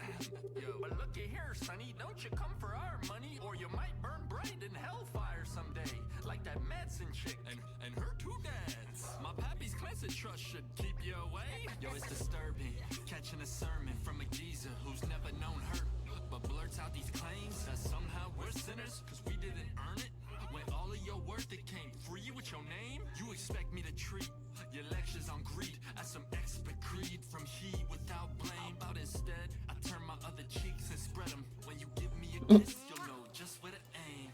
You say money is a root of all your problems. Let me take those problems away.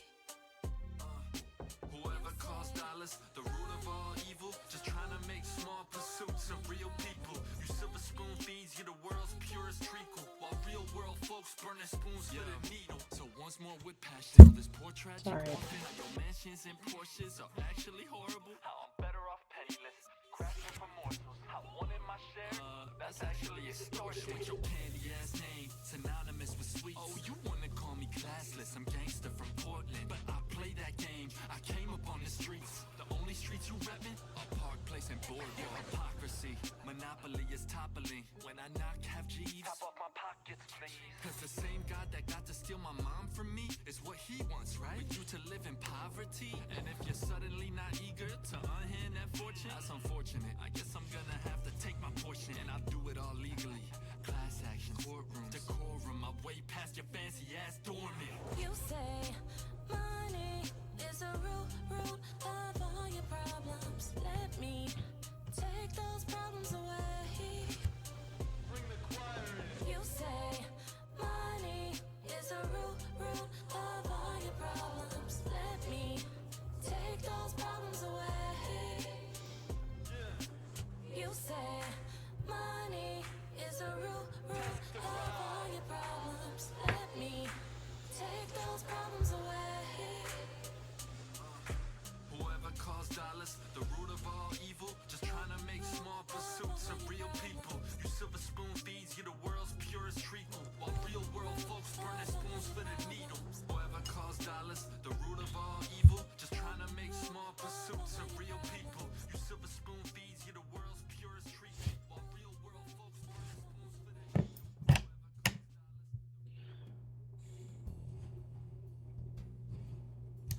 Okay.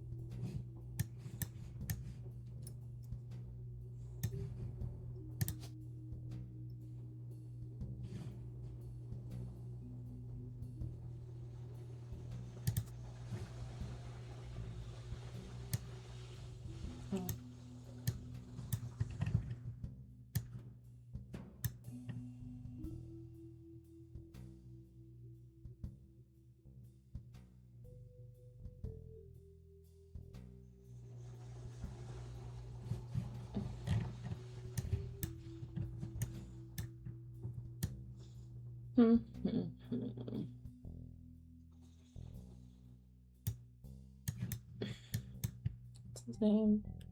Zachariah.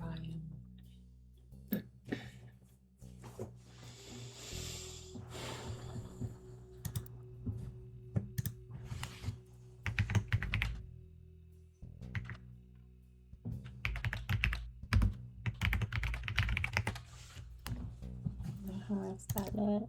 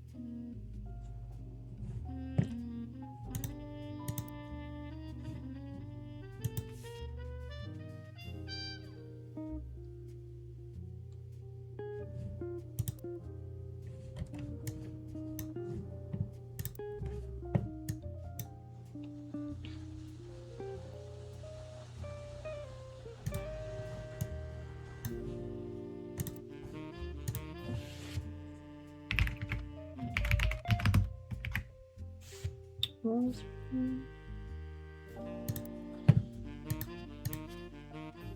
Martin.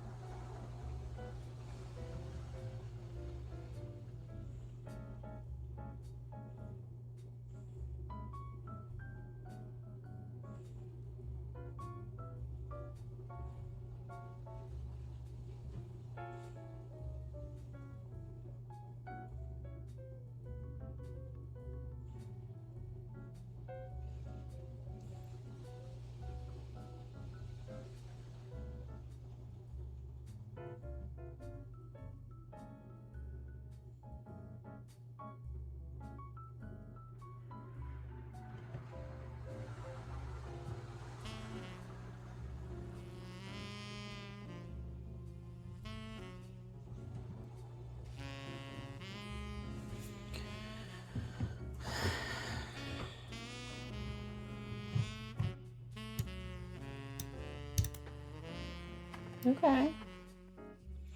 Seems Brian Jones has been busy updating Stephanie Jones's campaign website. 2 new sections exist. The first is baby photo.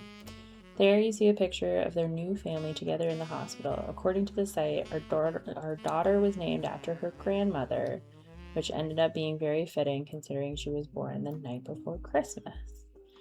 Second is what's next. There's not much of substance there right now, but it lists some small accomplishments and finishes with the recent rise in popularity and controversy surrounding my extended family, there has been some extra attention on me. Stay tuned for announcements in the coming months about how I plan to use this publicity to accomplish bigger and better things.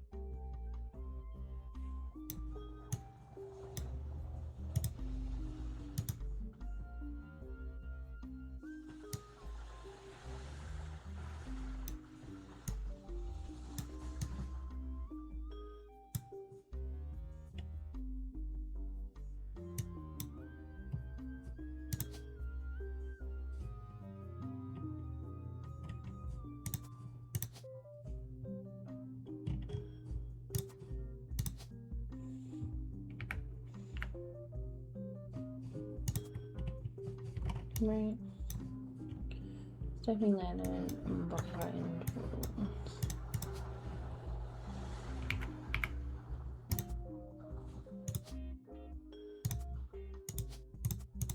Occupation, baby.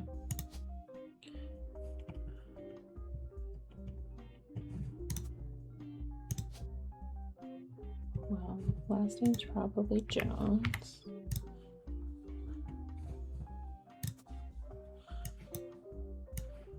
Named for her grandmother. So Caroline and or it's Carol.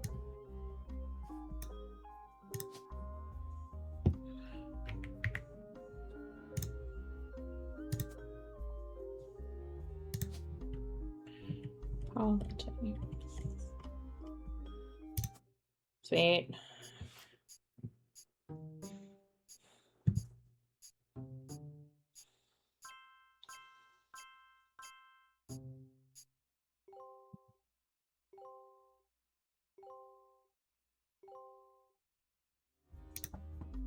Excellent. Okay. Thanks, Has Clark Sam. reached out to you? Well, let me give you a short history lesson about the last few months of my life. Okay. 3 different people contacted me, claiming that somewhere in their history, they might be Roottrees. First, that young man, the rapper. I ignored that one. He seemed dubious. But then I saw the news. I felt terrible, so I began helping the others. Because my doubts with Felix were so misfounded, I ended up putting too much faith in the second person that approached me. I went to the media prematurely. I admit my mistake there. But the third person who contacted me also had a credible case. Before I could help, the company got to them somehow. The fact that the family silenced them doesn't seem to fill me with hope when it comes to Clark's intentions. But you're making progress based on the leads he gave you. It's really hard for me to get a read on him. I'll let you handle it. I've sent you the case I've been working on, and some company records I managed to track down. The Sweet. records are quite dense, but hopefully they're useful. Good luck.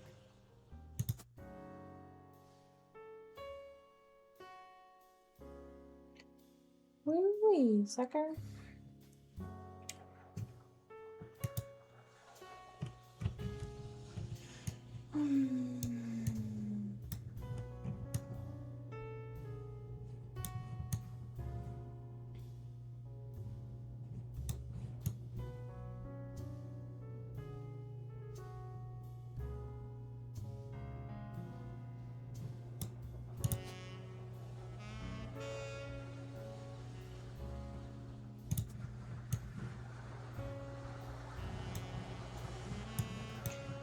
Miracle, you son of a bitch.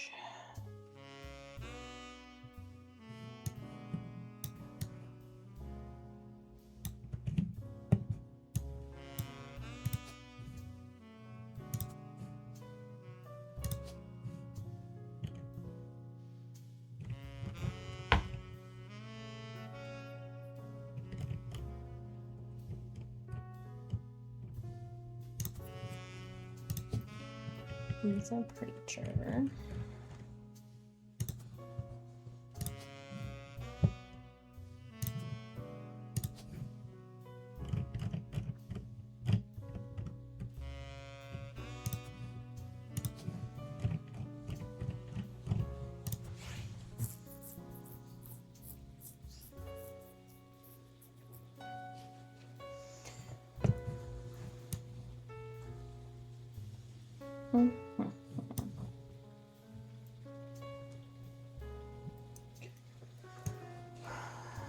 Maybe let me try and solidify a couple more things.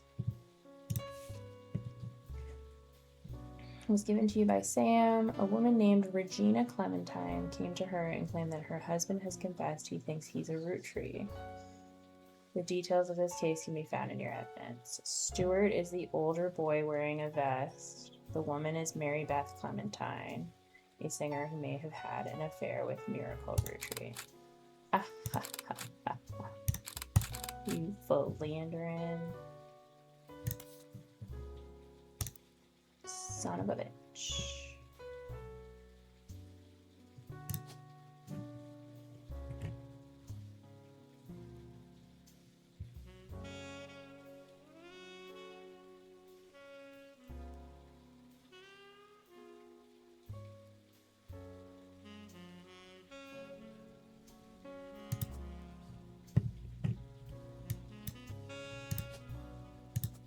What did it say?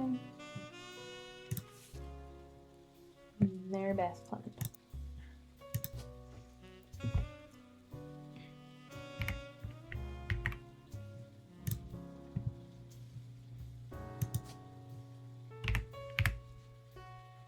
Oops.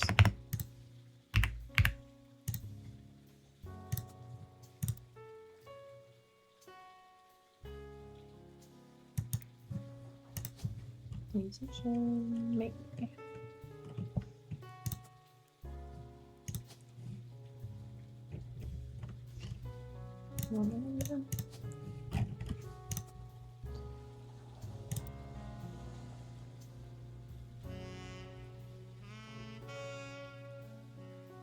That her husband, Stuart.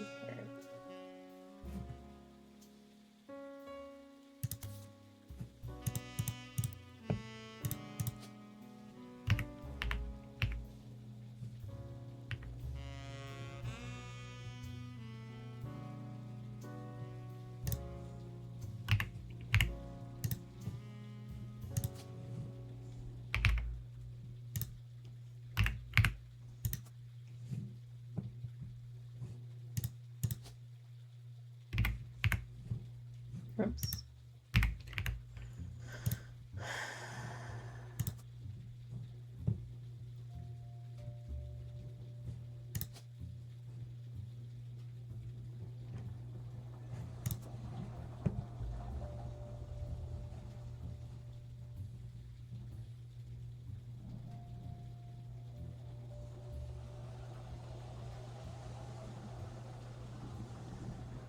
Okay.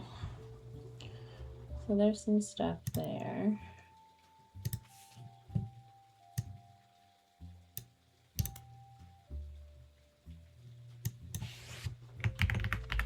Oops. Mary Beth Clementine was the singer most popular in the years between 1942 and 1959. She traveled around the country performing at churches. Her repertoire was a mix of religious and popular songs. Although she recorded a few records, they seem lost to time. The only one you find mentioned was a cover of He's Got the Whole World in His Hands, released under the label New Edison. One thing Mary Beth was known for was her adoptions. She's listed on many sites that mention adoption and the history of adoption. She adopted 2 children in the late 40s, Stuart and Mark.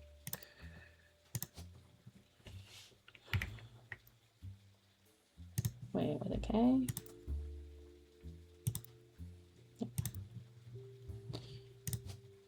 I spelled Stuart wrong.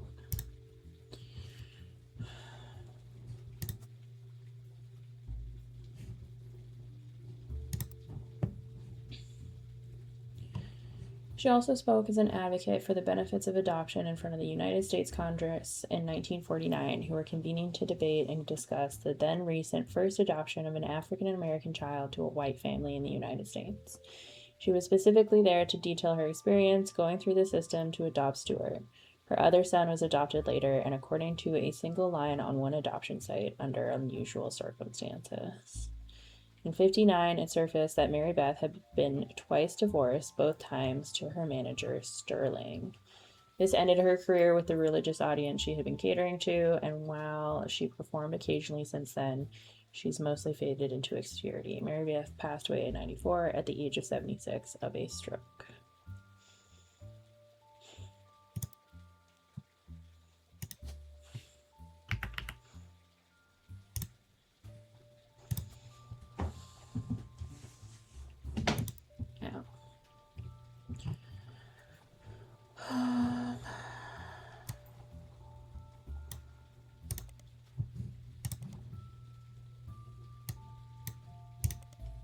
New Edison was a small record label based in Los Angeles that existed for a few years in the 40s. It raced to release cover records of songs that were gaining in popularity. According to the website about the history of recorded sound, it was named after its founder, Sterling Edison.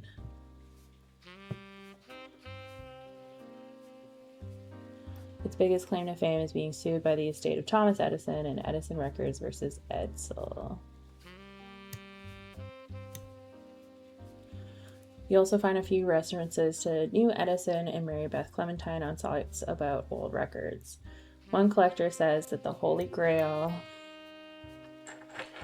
is a re-release of the old rugged cross, and says that the first edition was originally published before she legally changed her name. Another site claims that the police had to be called to New Edison Records after its owners, Sterling Edison, got in a physical altercation in public, leading to a divorce. There are no cited sources or evidence, and the site's content seems user-submitted. There's an email address at the bottom in the phrase, "Send me your stories about old Hollywood," and I'll add them to the page. Okay.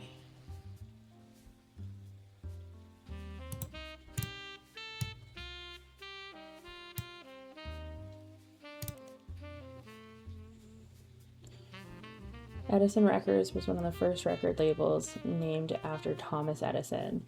The history of the company seems very unimportant, except for potentially a lawsuit they filed in 1949, Edison Records versus Edsel. A website about lawsuits mentions this as a fun case because the name of the lawsuit was actually the biggest problem for the person being sued. A record producer who called himself Edison was immediately edited as not being named Edison. Edsel was a German last name, and at the time of the founding of the company, the U.S. was at war with Germany. The company's founder immediately settled to try and get the case to go away, but the damage was done. So.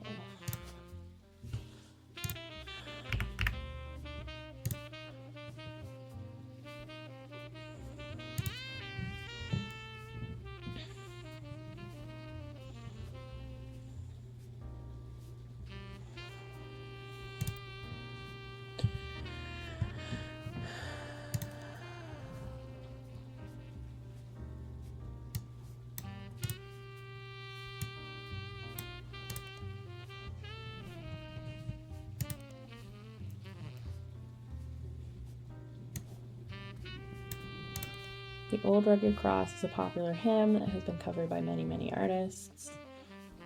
Not much relevant.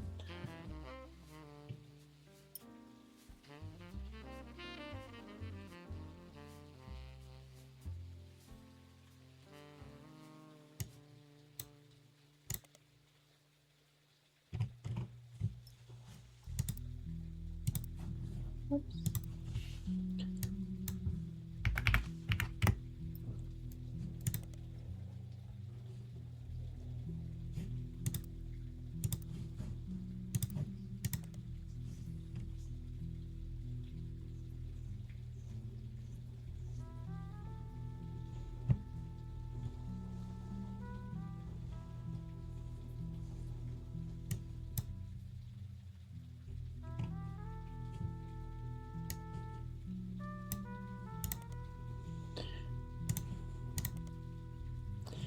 Mary Beth Clementine was refused and advertised many times in Modern Music Monthly, but the most popular recording was the release of her cover, He's Got the Whole World in His Hands. It was released under the label New Edison. MMM had a very positive review of her cover. The writer complimented her voice and the tone of her guitar. The review had nothing to say about Mary Beth herself, so it's not of much use to your investigation.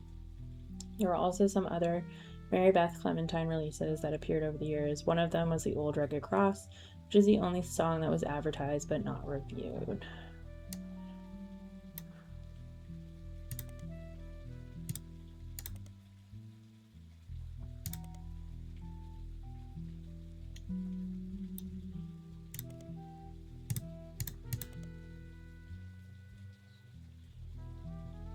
It was first reviewed by the magazine. It was listed, the artist, as Mary Beth Quaker.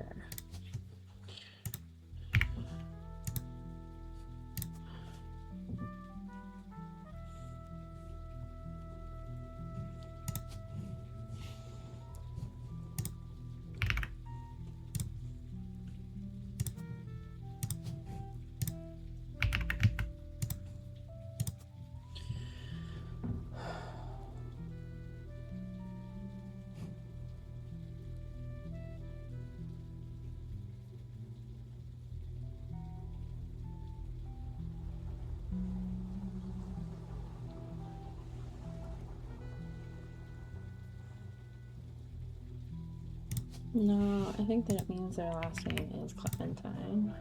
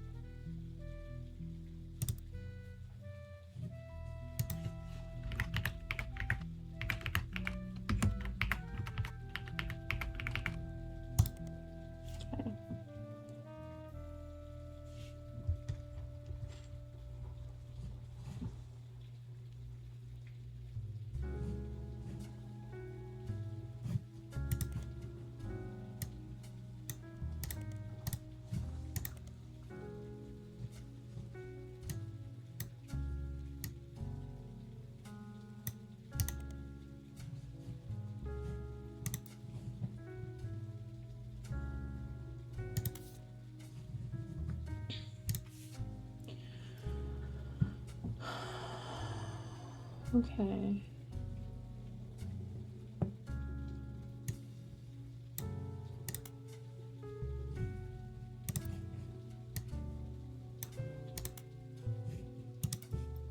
This is all of the information I have about Regina Clementine named Salazar.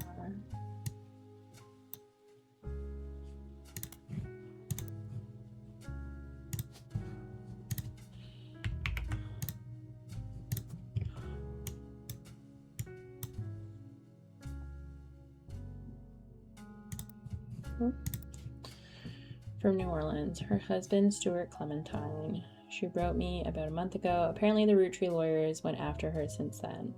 By the time I received her letter and called her, she told me she couldn't cooperate anymore. Her husband, who is a police officer and never knew his father, told her he thought he might be a Roottree, but he's estranged from his family and didn't want to pursue it because he had no proof. She wrote to me behind his back. Normally, I wouldn't be so sure, but she had some pretty credible facts. So he's a police officer. Oh.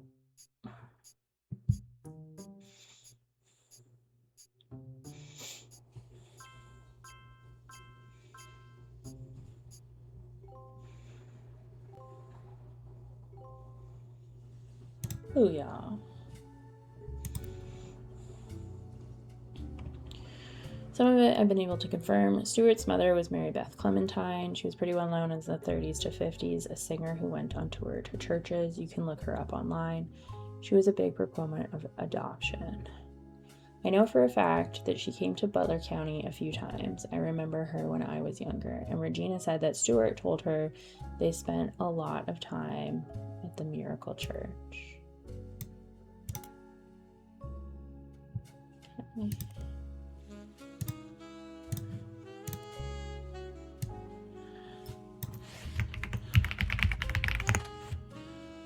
Mary Beth Clementine came to Butler County a few times and played religious hymns at the Miracle Congregation's church.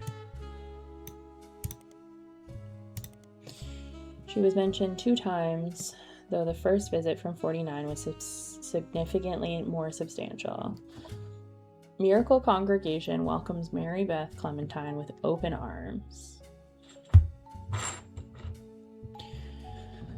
The article mentions that the church's leader was moved when he heard Mary Beth's recording of one of his favorite hymns, His Eye is on the Sparrow, and reached out to her personally. His Eye is on the Sparrow holds a very special meaning to me. As you know, I've had a very difficult upbringing, and it's no secret that my own eyes have always been a source of struggle. The song is about overcoming sadness and hardship through Jesus. If God can find a way to watch over every sparrow, he can certainly watch over those made in his image. My family's fortune does me no good as a man of the Lord. It's much better spent spreading his word, and I felt a kinship with Mary Beth ever since I heard her voice. When I learned her personal story, I knew I had to help her in whatever way I could. The Bible is full of adoptions from Moses to Esther. Spending your life taking care of those helpless to help themselves is incredibly noble. She and her son are welcome to stay in our guest home. The second visit was a few years later in 1953. The article mentions that her first visit was a massive success, and the insistence of Miracle's congregation she returned for an encore performance. Also mentions that the unusual circumstances of her second son's adoption have prevented her from touring recently, but doesn't clarify.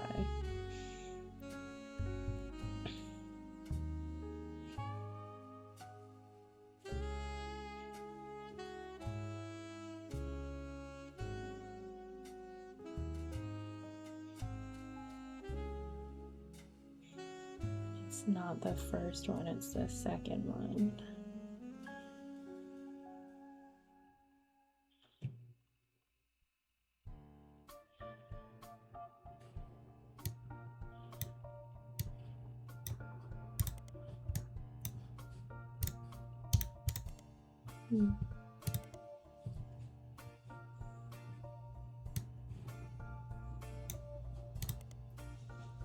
His Eye is on the Sparrow is a religious hymn and has been covered over the years by many artists. The premise is that the singer realizes that they should not feel discouraged or disparaged by their troubles, as God is watching over every creature. If God can watch over and love something as small as a sparrow, then the singer knows that God is also there to watch over them. Okay.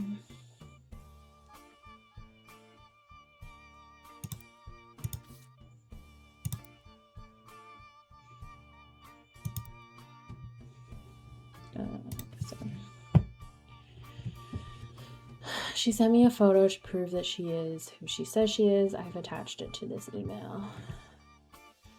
Sam Madsen, 6 pieces.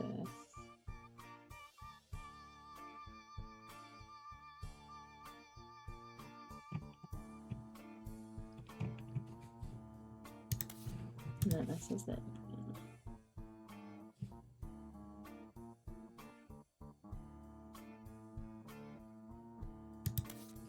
Okay.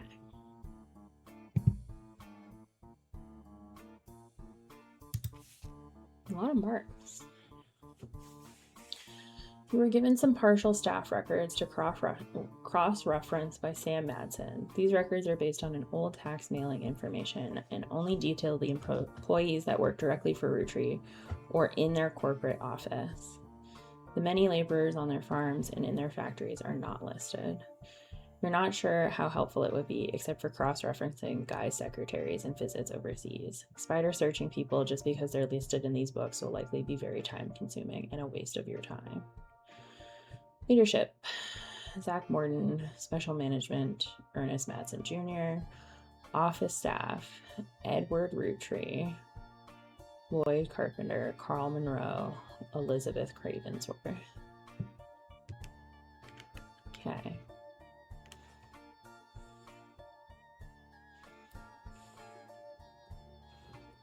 Joanna Robertson.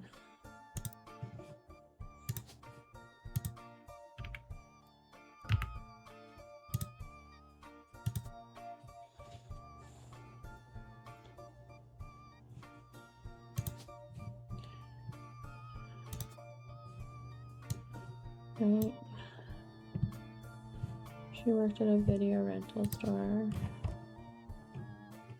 which I would call retail.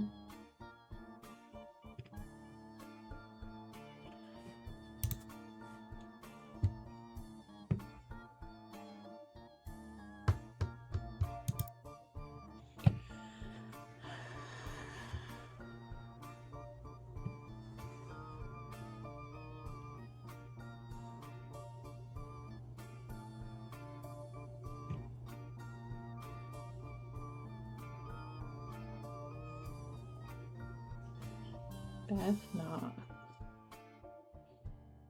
Samantha Madsen, John Miller, Elizabeth Barrow, Thomas Green, Fred Gleason, Stuart Todd, Sam Hartman, Robert Logan, Michael Crane, Jack Keatings. Major expenses, none. Okay.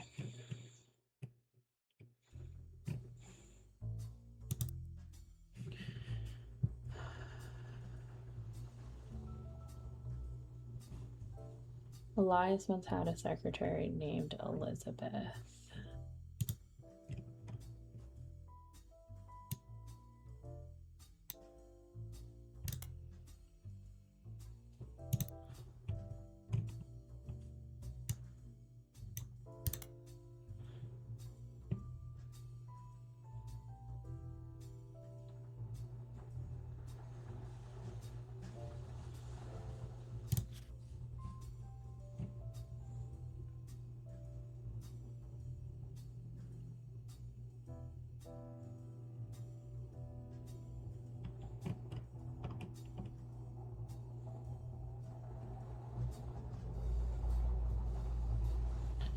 Susie something.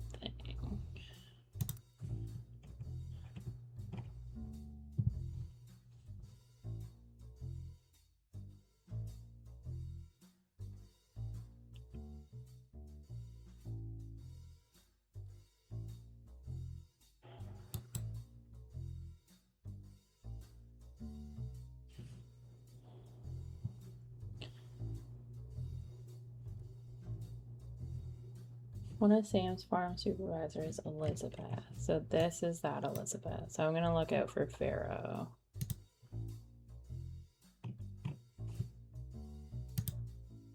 Okay. So folks there. In 77, it was announced that Zach would be retiring and Guy would be taking over at the start of 78. They held a retirement party in November before spending the final month working on the transition. During 76 and 77, the following changes took place. Guy Hudson has replaced Ernest as special management. Patrick Decker was hired. Eli C. is no longer employed. Ernie has been put into product management. Christine Farrow was hired.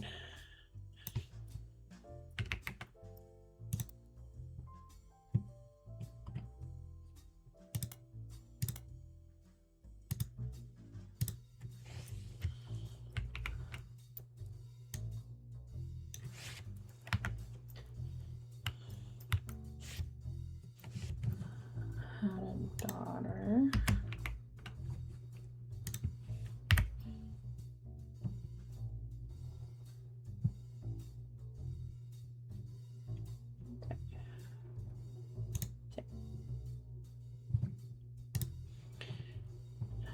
Joanna Robertson is no longer listed, but Janano Fellows has been added. And then the year after, she no longer is employed along with Beth.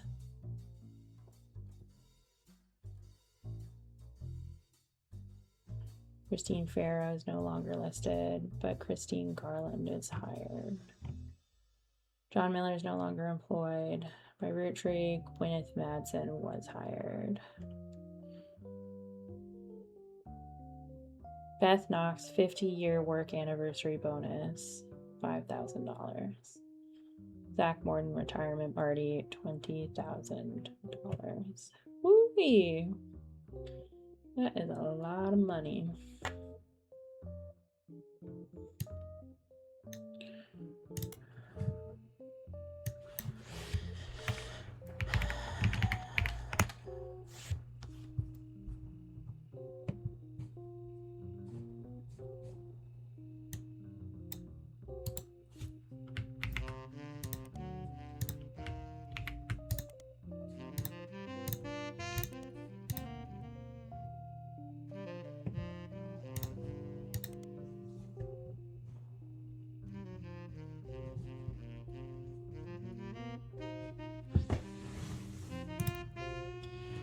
Okay.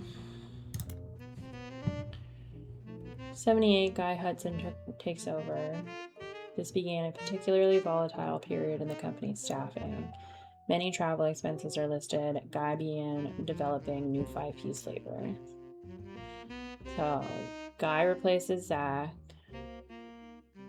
Edward Roottree, Elizabeth Crazingsworth, and Lloyd Carpenter are no longer employed.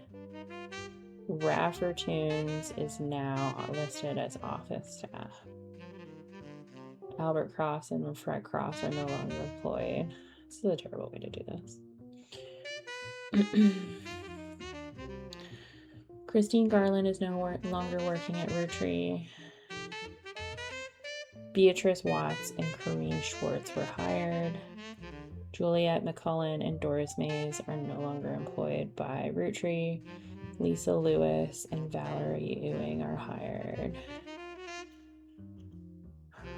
Thomas Green, Michael Crane, Elizabeth Farrow, and Jack Keatings are no longer employed by Roottrees.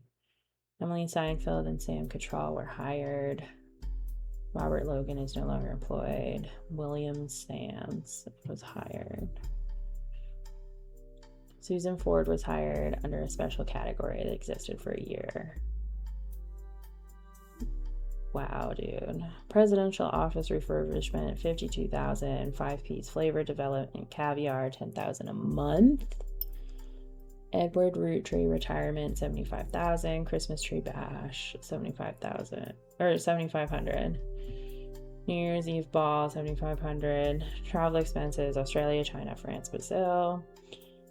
5-piece flavor development, butterscotch.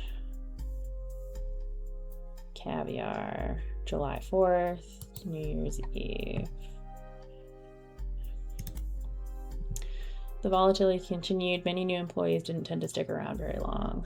The following changes. Terry O'Connor is hired. Susan Ford has been moved to office staff. Douglas Rosenberg no longer employed. Edward Morrison and Robert Andrews are hired. Edward Morrison and no longer employed. Corrine Schwartz and Beatrice Watts are no longer employed. Linda Lewis and Angela Ingram are hired. Lisa Lewis and Valerie Ewing are no longer employed. Catherine Garrett hired. William Sam no longer employed. Emily Seinfeld no longer employed, but Emily Barnes is now listed.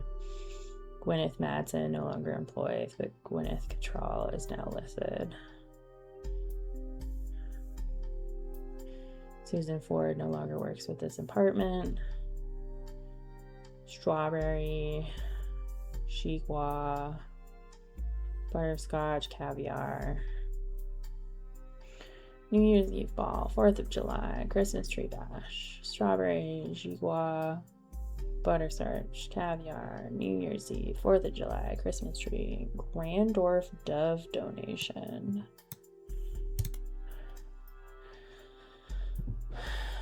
The Grandorf School for the Deaf, formerly Grandorf Dove, is located about an hour from where the Roottree offices used to be in Butler County, but it serves much of that part of Pennsylvania and nearby Ohio. According to their website, it was formerly named Grandorf Dove from 1923 to 1990 because Grandorf was the last name of the founder, and Dove is the Danish word for deaf. The founder had issues with government translators, leading to an odd transcription issue. In 1990, it was renamed to better represent the school's purpose and to correct the embarrassing lack of effort and awareness demonstrated by the government officials in those early days. The staff is listed on the website. You can scan through all the biographies and find that the principal, Miss Ford, is fluent in 5 languages, including ASL. She has been working at the school for over 15 years. Her bio also mentions she's not deaf herself, but rather learned sign language to communicate with the deaf. It mentions she was responsible for securing funding for the Hudson Wing. The Hudson Wing was an expansion of the Grandorf Dove, first built in 82. It's a separate, much smaller building, half a block from the main campus, and operates as a smaller independent school that offers free ASL courses for family members, friends, and caretakers of deaf children. According to their history site, they got the name after the president of the Roottrie company generously donated $250,000 towards the construction of the building. It's also a very vague history section that you can somewhat fill in with details from the other information about the school. Mentions that the donation came at the insistence of an employee of Roottrees at the time. It mentions that she learned ASL from the main school to surprise of her future husband, who was deaf.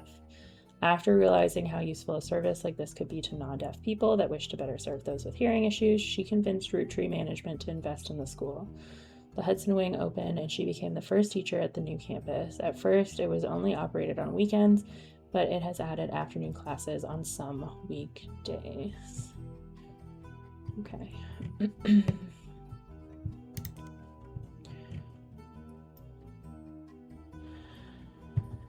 Miss Ford. Susan Ford. Susan Ford.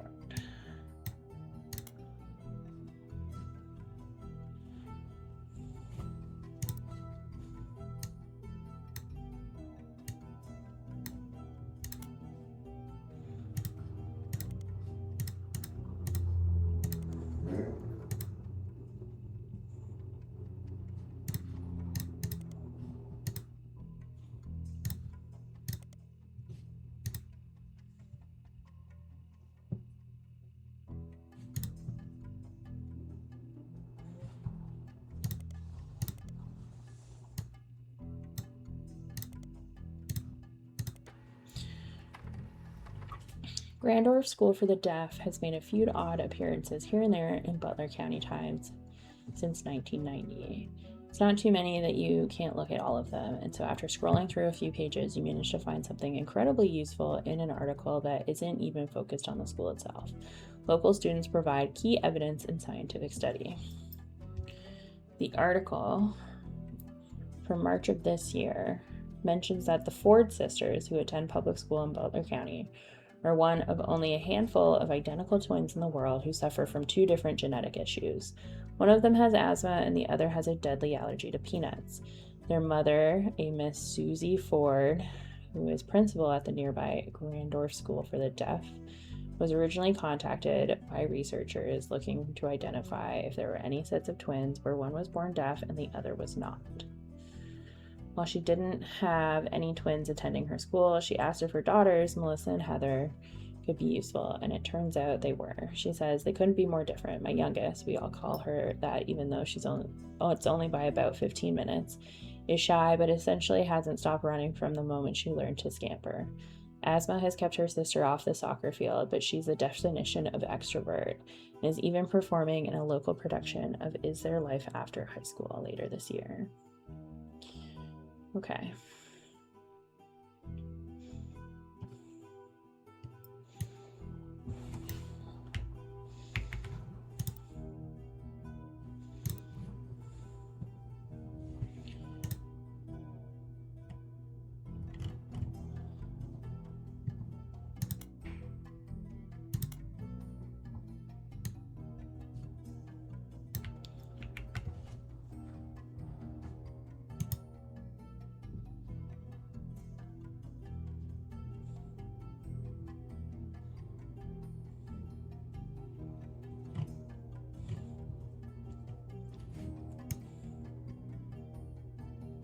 Okay.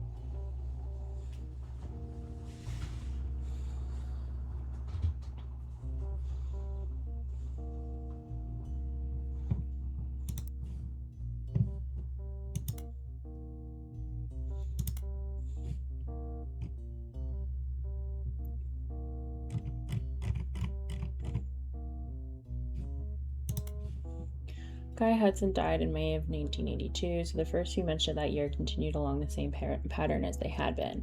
Things quickly changed when Ernie took over. Most of the extraneous expenses ended, and all of the secretaries, most handpicked by Guy Hudson, were let go. Sam Matson left Roottrees in 84, and so this is the last set of books you have access to.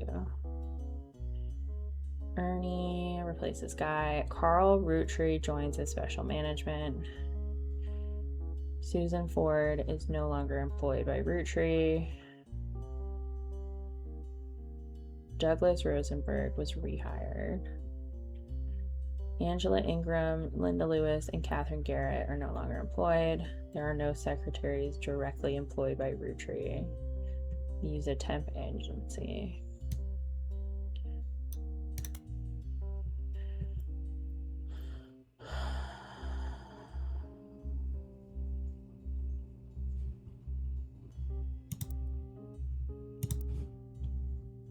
Victor Logan is hired. Stuart Tard is no longer employed. Amy Sutton is hired. Sam Madsen is no longer employed. Sugar Plum is canceled. Strawberry is canceled. Gigua is canceled. Butterscotch is canceled. Caviar is canceled.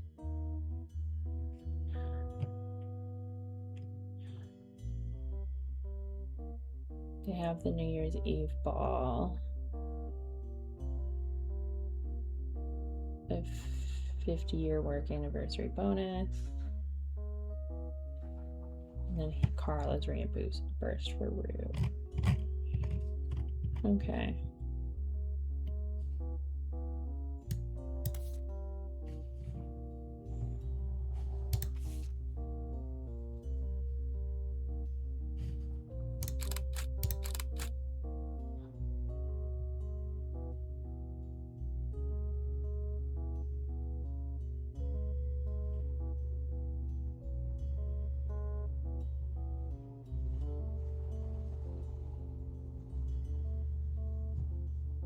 Okay. What did it say?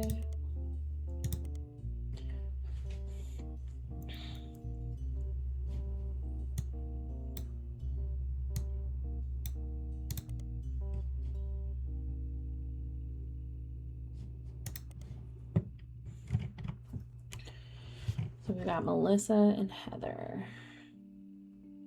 My youngest is shy but hasn't stopped running from the moment she learned to scamper. So the oldest has asthma.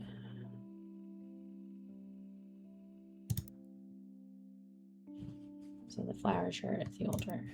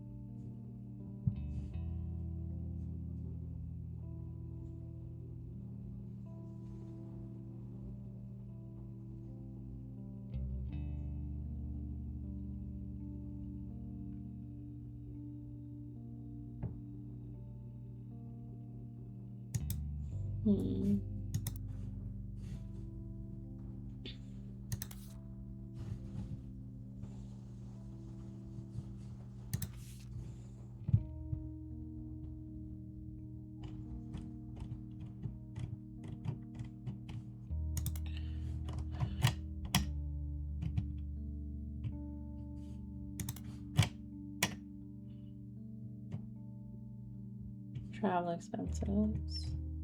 79.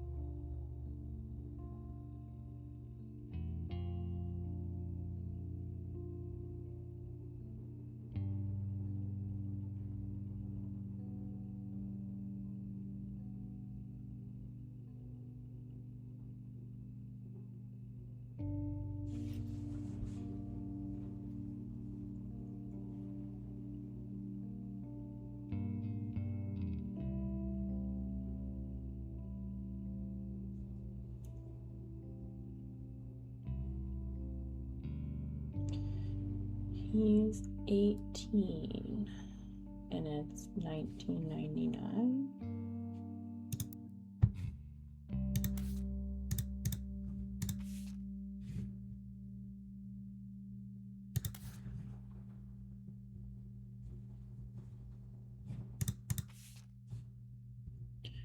Yeah.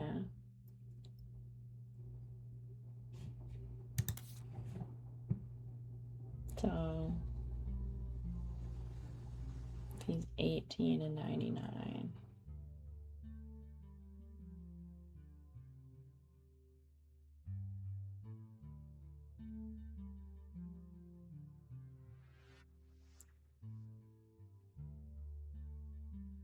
He might not be able to be one of his kids.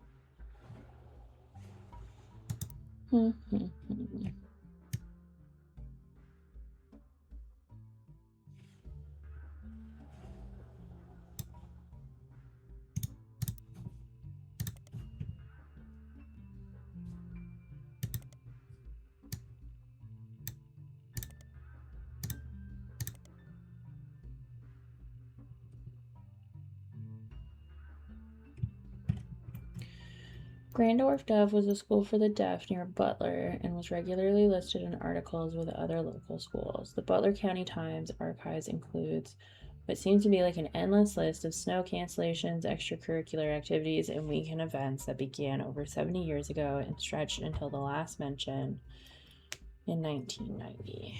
Amongst the avalanche of useless information, you almost miraculously discover one useful article. Grandorf Dove was at the center of a crime article from 1982. Seems that someone defaced the school and vehicles outside of the brand new Hudson wing of the school. There were multiple broken windows, and one of the teacher's cars was painted with profanities and accusations of infidelities.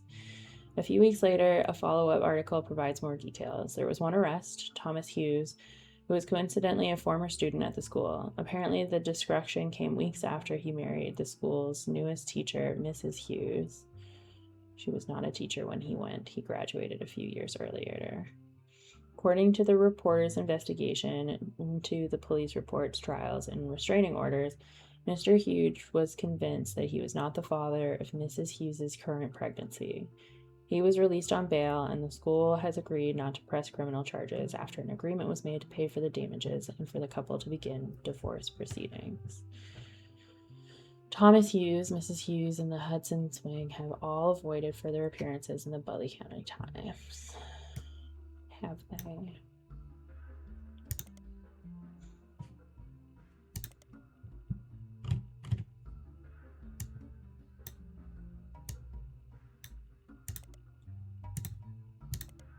Okay. So they get divorced. So that means, yeah, so these are the twins. Susan Ford, Thomas Hughes,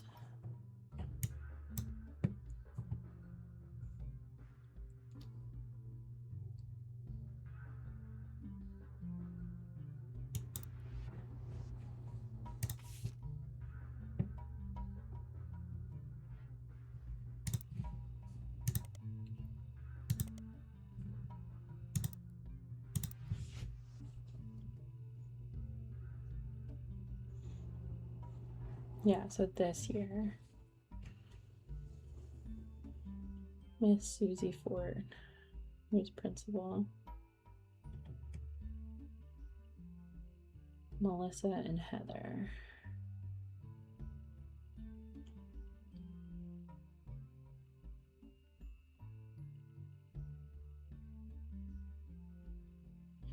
My youngest is shy, so the older one has asthma.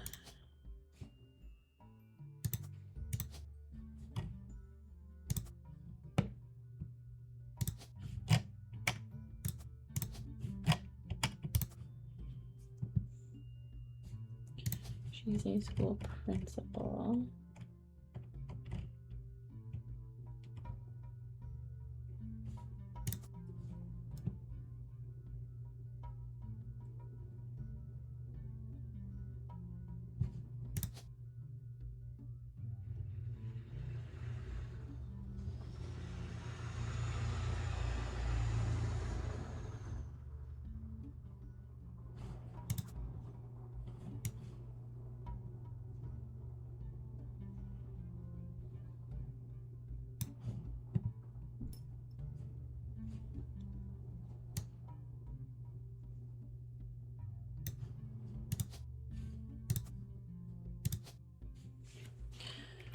Shin Yu Lei.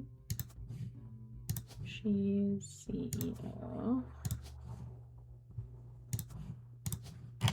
She's a college student.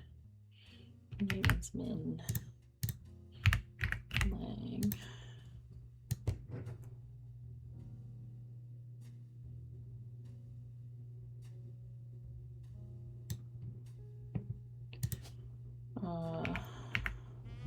No.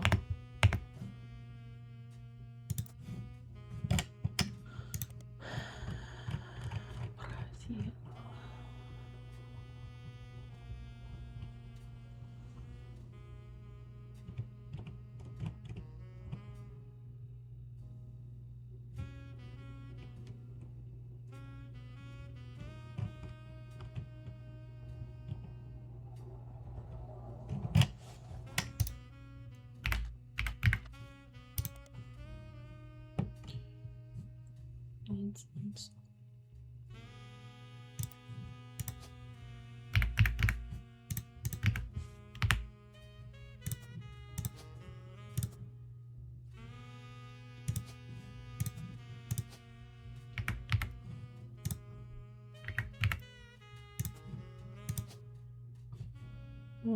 she's in, yeah. Oh.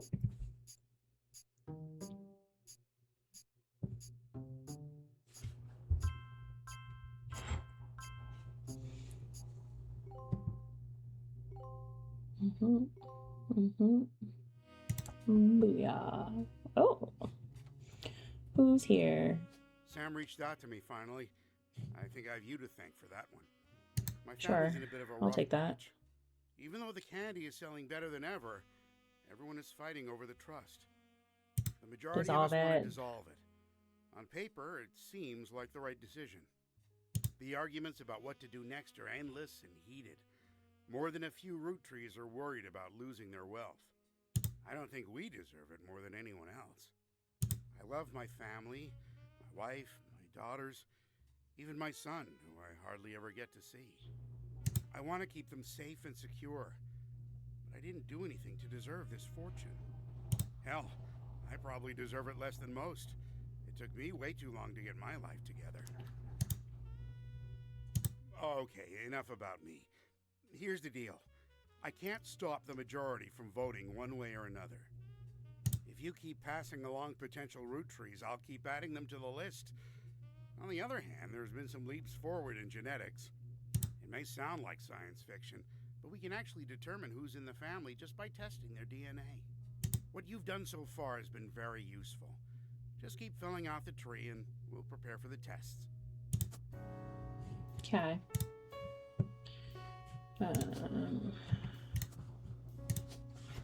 Flavio. Soren. He's a news anchor. Actor.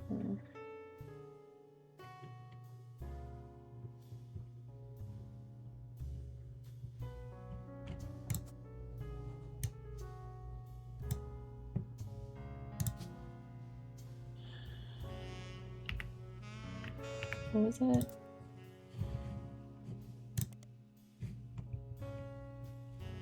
Melissa and Heather.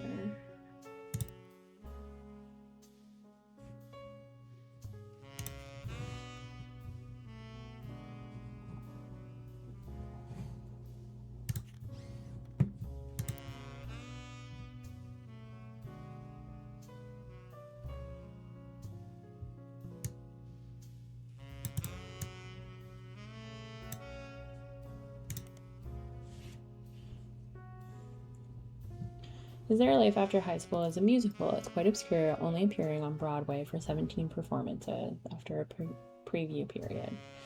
Nowadays, it's mostly performed by smaller theater troupes, including high school drama clubs. You couldn't tell by now, a game designer by the name Jeremy Johnson was in musical theater all 4 years of high school. There's one song from it that would somewhat surpass the popularity of the rest of the musical, called The Kid Inside. If you'd like to listen to it, I recommend Barry Manilow's version. You've heard the song before, it's likely that color. The entire musical deals entirely with the traumas and nostalgia that society collectively shares about their formative years, which feels appropriately thematic for this game. I've always thought of it as somewhat ironic. Okay, I gotta go. I'll see you later.